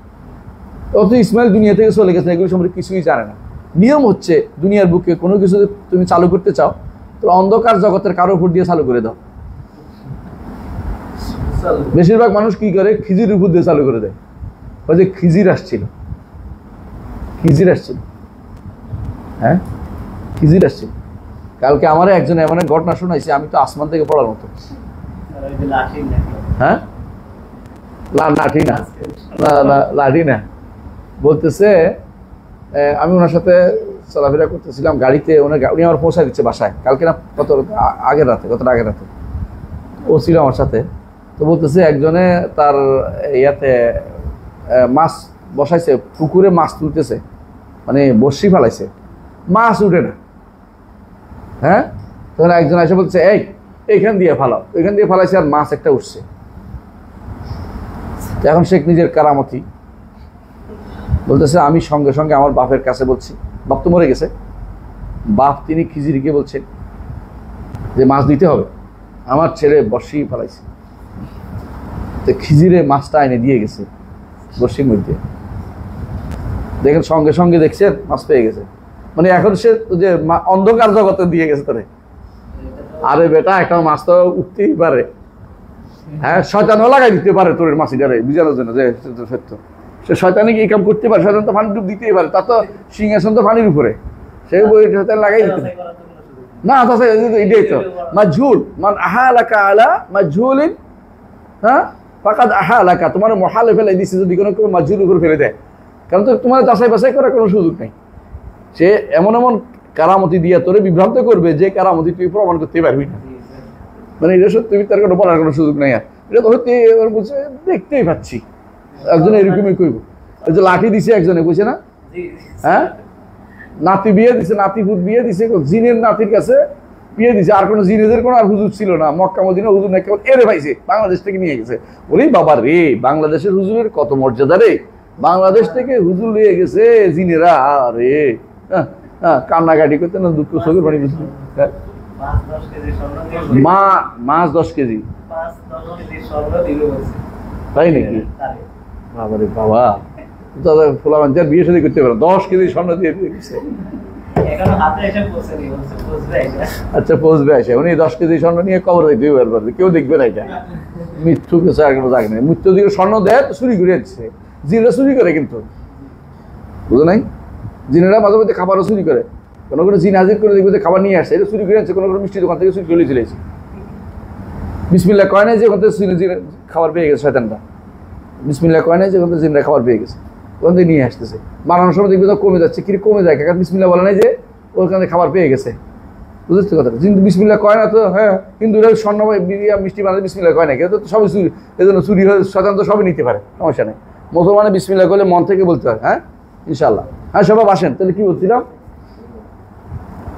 মান আহালাকা ইলা মাজহুলিন ফাকাদ আহালা, তোমাকে মজহুলের দিকে যদি কোনো কেউ বলে দেয়, যেটা জানা যায় না, নিয়ন্ত্রণ ঠিক করা যাবে না, এটার দিকে বলে দিল, তো বলেই দিতে পারে, এরকম বলে দিতে পারে এরকম। তো যেই দিন ওই কথাটা বলছিলাম যে কোনটা ছিল, ইসমাইল ইবনে মোহাম্মদ আল বাকের, উনি কোনোদিনে এইগুলিতে জানতোই না কিছু। ওরা কি করছে এখন সব হচ্ছে, উনি আমাদের কাছে স্পেশালি গোপনে গোপনে অনেক কথা বলছে, এগুলো বাতিনি ফেরকা, বুঝিস তো?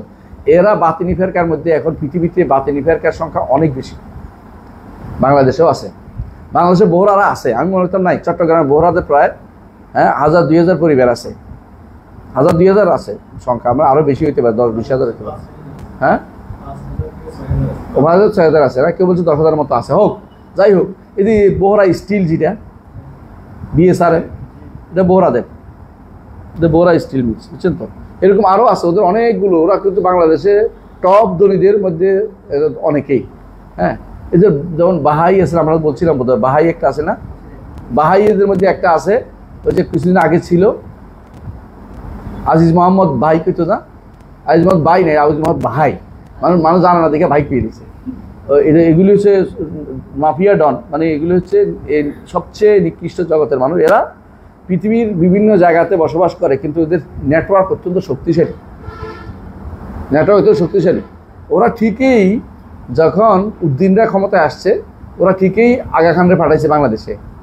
আসার পর আগা খান একটা বিশাল জায়গা দখল করে নিছে বসুন্ধরা থেকে। আমি ওই দিন দেখছিলাম আগা খান রোড নাম হয়ে গেছে, আগা খানের ওখানে বিশাল, তার আগা খান একাডেমি করছে। কি একাডেমি, কি পড়বে, দিন চড়িয়ে তো তাদের কাছে নাই। আগা খান আগে ফুটবল ছিল, আগা খান গোল্ড কাপ ছিল, আগা খান এটা ছিল, কিন্তু এখন আর কমাই দিছে। ওরা এখন চলে আসছে মানুষকে বিভ্রান্ত করার জন্য। এই গোষ্ঠীটাই, এই নারীদেরকে বের করে যে এই গোষ্ঠীটাই, এরা কিন্তু সবচেয়ে বেশি বেসরা, শরীয়ত বিরোধী কাজ করে। বেসরা যে সমস্ত লোকগুলি বের হয়, এরাই দেখবেন যে বিভিন্ন এনজিও পরিচালনা করে, এরাই মানুষের টাকা দেয়, সুদখোর আছে, নাম বলতে চাই না, আপনি বুঝতে পারছেন অনেক কিছুই। এদের অনেকেই দেখবেন যে ভিতরে এদের দ্বারা পরিচালিত। কারা? এদের দ্বারা। এবং এদের মধ্যে অনেকে আছে এক ভাই মুসলিম, এক ভাই হিন্দু, এক ভাই বৌদ্ধ, এক ভাই খ্রিস্টান, এরকম হইব। কেন? কারণ দিনের কোনো দরকারই নেই। তাদের মূল কাজ হচ্ছে স্বার্থ উদ্ধার, দুনিয়ার স্বার্থ উদ্ধার যেমনি পারা যায়। দিনটা তারা রাখে যে একটা কিছু বানাইতে পারলে হয়। এই জাতীয় লোকগুলি আহলুল কেবলা বলা যাবে? এরা তো ঠিকই কাবলার দিকে ফিরে নামাজ পড়ে দেখবেন, তাই বলে কি এরা কিন্তু জবেও করে, তাই না? এরা কিন্তু সলাত আদায় করে, তাই বলে কি ইমানদার বলবেন? সুতরাং যারা এই জাতীয় কথাগুলি বলে যে এরা হচ্ছে বিভ্রান্ত, এই পথগুলি মানুষকে নিজেরা বিভ্রান্ত, অন্যকে বিভ্রান্ত করছে, হ্যাঁ, নিজেরা পথভ্রষ্ট, আরেক গোষ্ঠীকে পথভ্রষ্ট করতেছে। এদের ব্যাপারে সাবধান থাকবেন, যে বলে না এটা বলা যাবে না, আপনি যেটা বলছেন এটা হলো বিভ্রান্তিপূর্ণ কথা। নিঃসন্দেহে আমরা বলবো যে যার ব্যাপারে বিপরীতটা প্রকাশ পায়নি, মাস্ট, যে ব্যক্তি তিনটা কাজ করছে, প্রকাশ্য তিনটা আমল দেখেন, একটা কি সালাত মাস্ট, একটা কি কেবলামুখী হওয়া, আর একটা কি, তাহলে সালাত পড়ে এরা হচ্ছে আহলুল কেবলা, কথা বুঝছেন? সালাত পড়ে এরা হচ্ছে আহলুল কেবলা, এবং কোরবানি দেয় এরা হচ্ছে আহলুল কেবলা। এই জন্য কোরবানি বাদ দিয়ে অনেকে দেখবেন কোরবানির বিরুদ্ধে লেগে যায়। কোরবানি আসতেছে দেখবেন যে অনেকে হাই এই টাকা গরিবদের জন্য দিল না কেন? গরিবদের জন্য অন্য সময় দেখতে অসুবিধা কোথায় ছিল? তো কোরবানি টাকাটাই দিতে হবে কেন? এরা বেশিরভাগই হচ্ছে এদের দ্বারা প্রভাবিত, হাসাসিন বাতিনিয়া ফেরকা দ্বারা প্রভাবিত। বাতিনিয়া ফেরকা পৃথিবীতে অনেক আছে, এদের মধ্যে বিখ্যাত হচ্ছে এখন কারা? বোহরা সুলাইমানিয়া, বোহরা দাউদিয়া, হ্যাঁ, বোহরা সুলাইমানিয়া, বোহরা দাউদিয়া। বোহরাদের মধ্যে দুই ভাগ, আবার আগা খানিয়া আছে, আবার সরাসরি এদের মধ্যে আছে কারামিতারা আছে। কোথায় আছে কারামিতারা? খুব সৌদি আরবে আছে, আসছে যে বিষয় হচ্ছে। এবং এদেরকেই মারছিল সুলতান সালাউদ্দিন আইয়ুবী এদেরকে মারছিল। অথচ তোমাদের যারা অনেক নেতা দেখবে যে এদেরকে খুঁজে না পাইয়া এখন বলে যে সুলতান সালাউদ্দিন আইয়ুবী সালাফিদের মারছিল। হ্যাঁ, এরা ফাতিমি সাম্রাজ্যের সাথে ছিল, এদেরকে মারছে কারা? সুলতান সালাউদ্দিন আইয়ুবী। কারণ ওনার থেকে উনি ক্ষমতা নিছে, ওদের থেকে নিয়া আজহারকে ফাতিমি থেকে মুক্ত করছে, ফাতিমিদের আসর থেকে মুক্ত। ফাতিমিরা কিন্তু ফাতিমিরা ফাতেমা রাদিয়াল্লাহু আনহার নাম মিথ্যা কথা বলে। কারণ ফাতেমার নাম কেন বলছে? যে আমরা এই ইসমাইলের বংশধর একটা পাইছি, তারা অনুসরণ করছে ইত্যাদি, মিথ্যা কথা বলে, এগুলো কোনোদিন সত্য না, সম্পূর্ণ মিথ্যা কথা বলে। এই জন্য ফাতেমিদের খলিফা বলা জায়েজ নাই, কারণ খলিফা ছিল না, মুসলিম প্রতিনিধিত্ব করতো না, এরা জোর জবরদখলকারী ছিল, সুন্নিদেরকে কচুকাটা করতো, অনেকেরকে তারা কি করতো? মারতো না, এমনি কি করতো? চামড়া খুলে ফেলতো, খুলে লবণ লাগাই দিত। ইতিহাস দেখো তোমরা, এটা পাইবে কোথাও? আমি সিয়ার আলামিন নুবালা, বিশেষ করে মহাত্মানের সান্নিধ্যে বইতের মধ্যে উল্লেখ আছে, তারা কিভাবে জুলুম করছে। এটা কি আমি লিখছি? ইমাম জাহাবি সেটা উল্লেখ করেছেন। সুতরাং সনদ দিয়ে সত্য ঘটনা এগুলি, তারা কি কষ্ট দিত মানুষদেরকে। সুতরাং বোঝা গেল যে এরা খুব জালেম ছিল, বুঝলেন তো? এদের মধ্যে একটা গোষ্ঠী হচ্ছে দ্রুজ, কোথায় আছে? লেবাননে। এদের মধ্যে একটা গোষ্ঠী আছে নোসাইরিরা, কোথায় আছে? সিরিয়াতে, বুঝছেন তো? এদের মধ্যে একটা গোষ্ঠী আছে মরক্কোতে, এদেরকে বলা হয় ওহাবি। এরা কি করছে? ওহাবি টেনে আইনা শাইখ মোহাম্মদ বিন আব্দুল ওয়াহাব নামে লাগিয়ে দিছে।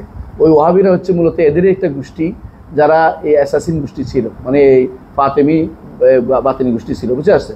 এরা ইতিহাসে এটা পাবেন আপনারা কোথায়, এটা ইমাম ইয়ার বক্তব্যে পাবেন, এই ইমাম যাহাবির বক্তব্যের মধ্যে উল্লেখ আছে যে এদেরকে কেন বাতিনি বলা হতো, এদের কেন ওয়াহাবি বলা হতো। ইমাম যদি কোনো ওয়াহাবি যদি কোনো ইমাম যাহাবি বলে গিয়ে থাকেন কত শতকে, 8ম শতকে, তাই না? এর অর্থ হচ্ছে শাইখুল ইসলাম মওদুদ আব্দুল্লাহ আসছে কত সালে? 13 শতাব্দীতে, 1200-তে মারা গেছে তিনি, তাই না? তাহলে বোঝা গেল যে ইমাম যাহাবি যে ওয়াহাবির কথা বলছেন, এই ওয়াহাবির নামটা টেনে এনে লাগাই দিচ্ছে কারা?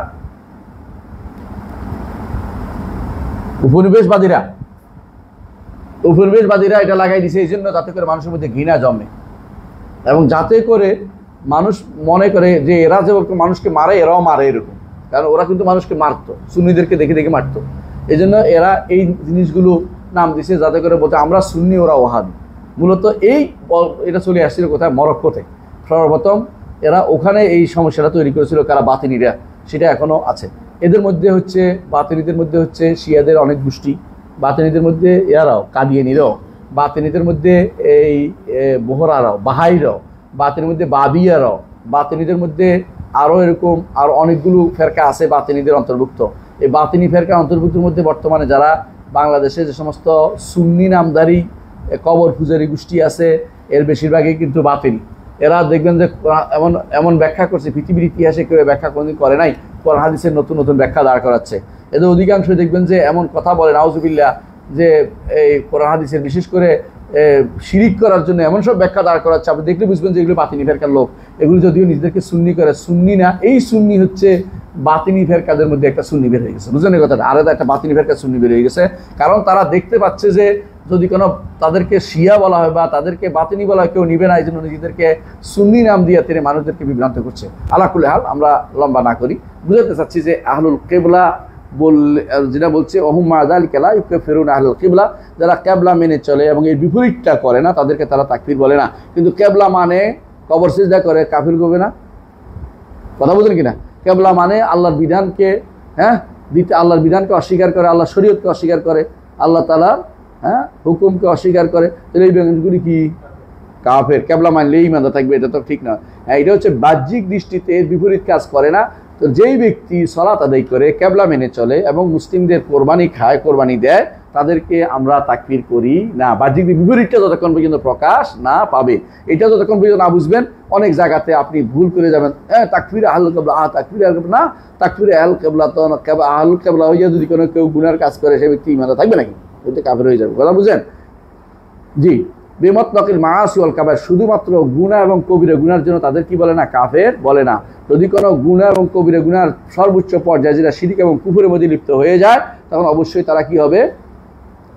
কাফের হয়ে যাবে। কামা ইয়াফআলুল খাওয়ারিজ, তবে খারিজিরা কি করে? কাবায়েরের কোনো কিছু পাইলেই কাফের বানাই ফেলে, কাবায়েরের কোনো কিছু পাইলেই কাফের বানাই ফেলে। হ্যাঁ, কি চিরস্থায়ী জাহান্নামে বানাই ফেলে। হ্যাঁ, তাহলে বুঝে কেন এটা করে? তারা এটা কেন করে? তারা এটা এই জন্য করে তাদের নীতির কারণে, বুঝছেন তো? ইমানের নীতির কারণে। ইমানের নীতিতে তারা যেটা বলে যে ইমান অনেক 3টা জিনিস দিয়ে গঠিত, 3টার মধ্যে একটা যদি বাদ যায় বা একটা যদি কোনো নষ্ট হয়, তাহলে সে ব্যক্তি কি? কাফের। এই নীতির উপর থাকতে গিয়ে তারা তাদের কাফের বলে। আবার কাফেরও বলে, আবার তাকে মুসলমানদের মতো কবরও দেয়, বুঝছেন কিনা? এটা হইলো এবাদীদের, এটা হইলো পরবর্তী খারিজিদের কাজ। পরবর্তী খারিজি কারা? এবাদীরা। এবাদী ফেরকা আছে না, এরা এবাদী ফেরকা বর্তমানে যারা ওমানে ক্ষমতাশীল, এরা এবাদী ফেরকা বলে। ওদের কাজ হচ্ছে কাফেরও বলবে, আবার মুসলমান মতো মাটিও দিবে। তো জিজ্ঞাসা করছে আপনাদের অমুক রাজার কথা বলছি, নাম বলতে চাচ্ছি না, রাজনৈতিক কারণে। তো বলতেছে অমুক তো উনি তো এই কাজ করছেন, কাফের হয় নাই? কাফের। তো আপনি মাটি দিয়েছেন? হ্যাঁ, মাটি দিব। ওটা তো নিষেধ করে নাই কোথাও, মানে হরফিত, মানে এখানে একটা শব্দের উপর থাকবে তো, কোথাও তো বলে নাই যে মাটি দিতে পারবে না, তো বলে নাই। হ্যাঁ, শুধু কাফের না বলছে, মাটি দিতে পারবে না তো বলে নাই। তো মাটি দিতে পারতেছে, অসুবিধা কি? মাটি দিই, মানে কাফেরও বলবে মাটিও দিবে, মানে এটা হলো এদের বিভ্রান্তি। আর আমাদের সমাজে তাকফির যারা করে, বেশিরভাগ খারেজি, বেশিরভাগ তথাকথিত মানহাজি লোকেরা তাকফির করে। আমি সর্বশেষ যিনি তাকফির পাবেনই পাবেন, বুঝলেন কিনা? এরা যে খুরুজ করে বের হয়, উম্মত মুসলিমের বিরুদ্ধে বের হয় এবং মানুষদেরকে সর্বশেষ কথা ওদের কাফের। এরা ঘুরে ফিরে শাসকদের কাফের বানাবে। আমরা শাসকদের ইমানদার বানানো আমাদের দায়িত্বের ভিতর পড়ে না, কিন্তু কাফের বানাইলে কি জিনিসটা ওইটা বুঝেন কিনা? এর সাথে জড়িত অনেক মাসালা আছে, দারুল কুফরের মাসালা, হুকুমের মাসালা। এরা এটা সবগুলি নেওয়ার জন্য আগে কাফের বানাই ফেলবে। এর উপরে যুদ্ধ তৈরি শুরু হয়ে যাক, এবারে কতক্ষণ বলবে যে হ্যাঁ ইয়ার যুদ্ধ শুরু হয়েছে, কি গজওয়াত শুরু হয়ে গেছে, চলতেই আছে। হ্যাঁ, আবার কিছু বলবো যে যেহেতু এখন সরকার মানি না সেহেতু টাকা, এই টাকা, হ্যাঁ এই টাকা চলবে না। আর কেউ বলে যে আমার শান্তি এখানে পাওয়া যায় না, খোরাসান না গেলে শান্তি পাচ্ছি না। হ্যাঁ, এই জাতীয় জিনিসগুলো সব তাকফির করার পরেই এগুলি পড়ে।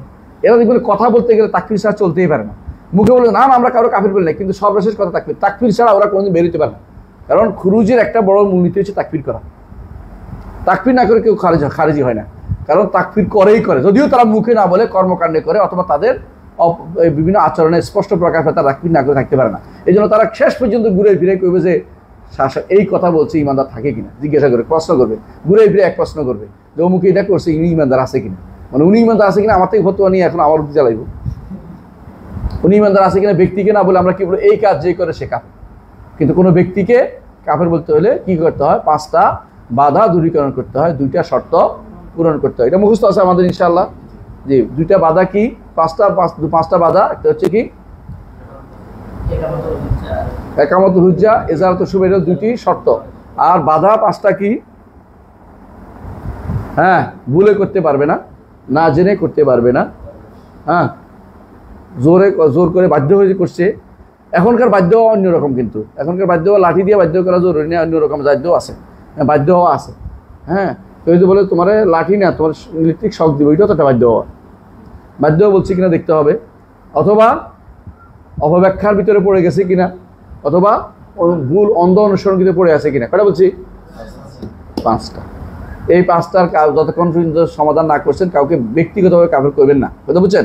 এগুলি সমাধান করতে পারলেই কাফের হবে। তবে আপনি কাফের না বলে এগুলি সমাধান করতে পারেন। আপনি বলেন আমার কাছে প্রমাণিত হয়েছে আমি কাফের করতে পারি, যে প্রমাণিত সে করে না, কিন্তু এটা দায়িত্ব ছিল রাষ্ট্রের, দায়িত্ব ছিল বিচারপতির, তিনি এগুলিকে কারণে তাকফির করবেন। এটা হচ্ছে শরীয়তের বিধান। বুঝেননি কথাটা? আচ্ছা আসেন, তাহলে বোঝা গেল যে আহলুল কিবলা কারা, এটাও আমরা বুঝছি। আহলুল কিবলাকে শুধুমাত্র গুনার কারণে এবং কবিরার কারণে আমরা কাফের বলি না। ইবনে তাইমিয়ার এই বক্তব্য সারা জীবনের জন্য রাখবেন, সারা জীবনের জন্য মনে রাখবেন এটা। এই জন্য এইখানে এসে যদি করে তাকফির করে আপনি এটা মানবেন না। হ্যাঁ, আপনি এটা বলবেন যারা এটা করে এটা বলতে পারবেন, এবং কার উপর দিয়ে পড়ছে এটা আপনার দরকার নেই, কারণ আইন যেমন বলে যেমন আইন বর্ণনা করবেন, কিন্তু আইন কার উপর পড়ছে এটা আপনি লাগাবেন না। আইন বর্ণনা করবেন, আইন কার উপর পড়ছে এটা বলবেন না। জি, তাহলে বোঝা গেল যে আহলুস সুন্নাহ জামাত এদের জন্য উখুয়া ঈমানিয়া সাব্যস্ত করে মাল মাআসি গুনাহসহ। আর এরা কি করে? উখুয়া ঈমানিয়া সাব্যস্ত করে। এরা কারা?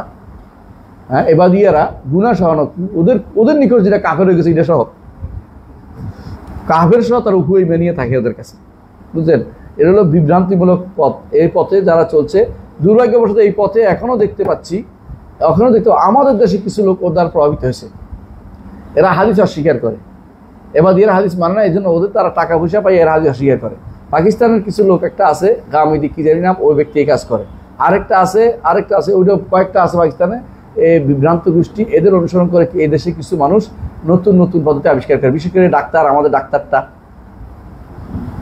ডাক্তারটা এবং আমাদের ওই বক্তাটা, এদের মধ্যে এই একটা প্রসঙ্গ খুবই চাঙ্গা যে এরা তাকফিরটা খুব বেশি করে ব্যবহার করে। আল্লাহ তাআলা কি বলেছেন? কামা ক্বালা সুবহানাহু, কেন তাদেরকে গুনাহ সত্ত্বেও কেন ঈমানদার বলতে হবে তিনি দলিল দিয়ে বুঝাচ্ছেন। আহলুল কিবলাকে গুনাহ সহ, কুফরি আর শিরিক না, গুনাহ সহ কেন ঈমান দিয়ে, কুফরি শিরিক নিফাক না, বরং গুনাহ সহ তার নিচে যত গুনাহ আছে এগুলি দিয়ে তো ঈমানদার কেন বলতে হবে? আল্লাহ তাআলা কোরআনে বলছেন ফি আয়াতিল কিসাস। কিসাস কখন হয়? একজন আরেকজনকে মেরে ফেললে তারপরেও তার ভাই কেমনে থাকে?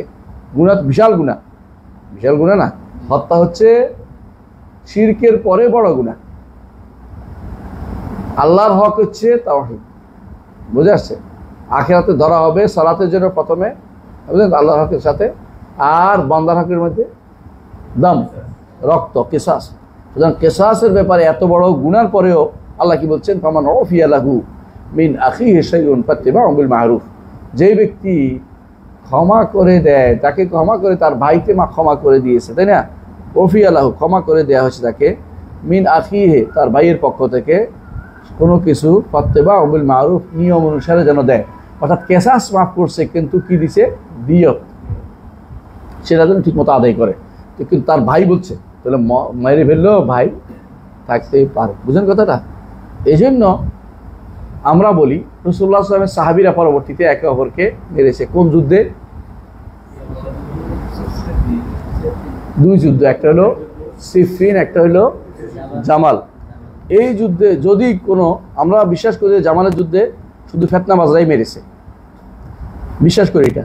যদি কোনো কারণে কোনো ভাইও জড়িত হয়ে পড়ে, বুঝে আসছে, তাহলে আমরা বলবো যে এটা কি ছিল, এটা ভাতৃত্ব বন্ধনকে ছিন্ন করে না। এরা হাসরের দিন জান্নাতে, এরা জান্নাতে যখন যাবে ইখওয়ান আলা সুরুরিন মুতাকাবিলিন থাকবে, জান্নাতে পরস্পর সামনাসামনি বসবে, বুঝে আসছে। তেমনিভাবে আমরা মনে করি যে সাহাবায়ে কেরামের মধ্যে সিফিনের যুদ্ধে যারা মারা গেছে, একে অপরকে মানে সাহাবীরা একে অপরকে মেরে ফেলছে, এটা আমরা প্রমাণ পাই না, সরাসরি কেউ বলতে পারবে না। তাহলে বোঝা গেল এদের মধ্যে যারা পরের কাতারের লোক আসছে, হ্যাঁ, ফিতনাবাজরাই শুধুমাত্র এখানে হত্যার ভূমিকাটা নিয়েছে, সরাসরি একে অপরকে মেরে ফেলছে, এটা দ্রুত আমার কাছে প্রমাণ নাই। তাহলে বোঝা গেল পরবর্তী জেনারেশনে আগের জেনারেশনকে মারছে, এরকম কিছু ঘটনা ঘটেছে সেখানে।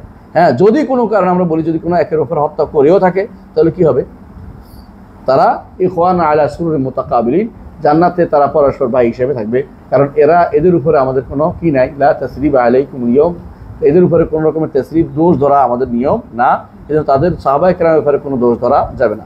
আচ্ছা, হুসাইন ইবনে আলী রাদিয়াল্লাহু আনহু, তাই না, তাকে যে এতে কারবালাতে মারছে, তারা কি কোনো সাহাবী ছিল?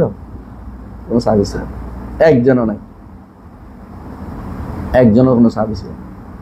এমনকি ওসমান রাদিয়াল্লাহু আনহুর বিরুদ্ধে যারা বেরিয়ে গেছে, এরাও কেউ সাহাবী ছিল না। আপনি আশ্চর্য হচ্ছেন না? আশ্চর্য হচ্ছেন না? এরা সাহাবী ছিল না। বোঝা গেল যে সাহাবী ছিল না, বুঝে আসছে কথাটা। এই জন্য অন্যরা সুযোগ পেয়ে গেছে, তাদেরকে সামনে রেখে পিছন দিয়ে কি করছে, হ্যাঁ, তাদের আখের গুছাই নিছে, শয়তানি করছে। এখনো অনেকে দেখবেন যে সামনে হুজুর রেখে পিছনে যাবতীয় অপকর্ম চালাই দিচ্ছে, বুঝলেন কথাটা। একজন যদি কোনো উপদেষ্টা নিতে পারে হুজুর, বাকি উপদেষ্টাগুলি সবচেয়ে সব হুজুর দুষ্ট, দুনিয়া পৃথিবীর সবচেয়ে নিকৃষ্ট, সবচেয়ে ঘৃণিত, সবচেয়ে এগুলিকে নিয়ে আমরা কি করতে পারি, মানুষদেরকে বিভ্রান্ত করতে পারি। এটাই শুরু হয়েছে বর্তমানে, এটাই করে। হুজুর একজন নিবে কি যে নুন দিতে, নুন দিয়ে বুঝে না, তরকারি নুন দেওয়া লাগে না, নুন তো স্বাদ হয় না, এই যে নুন দিছে হুজুর দিয়া নুন দিছে।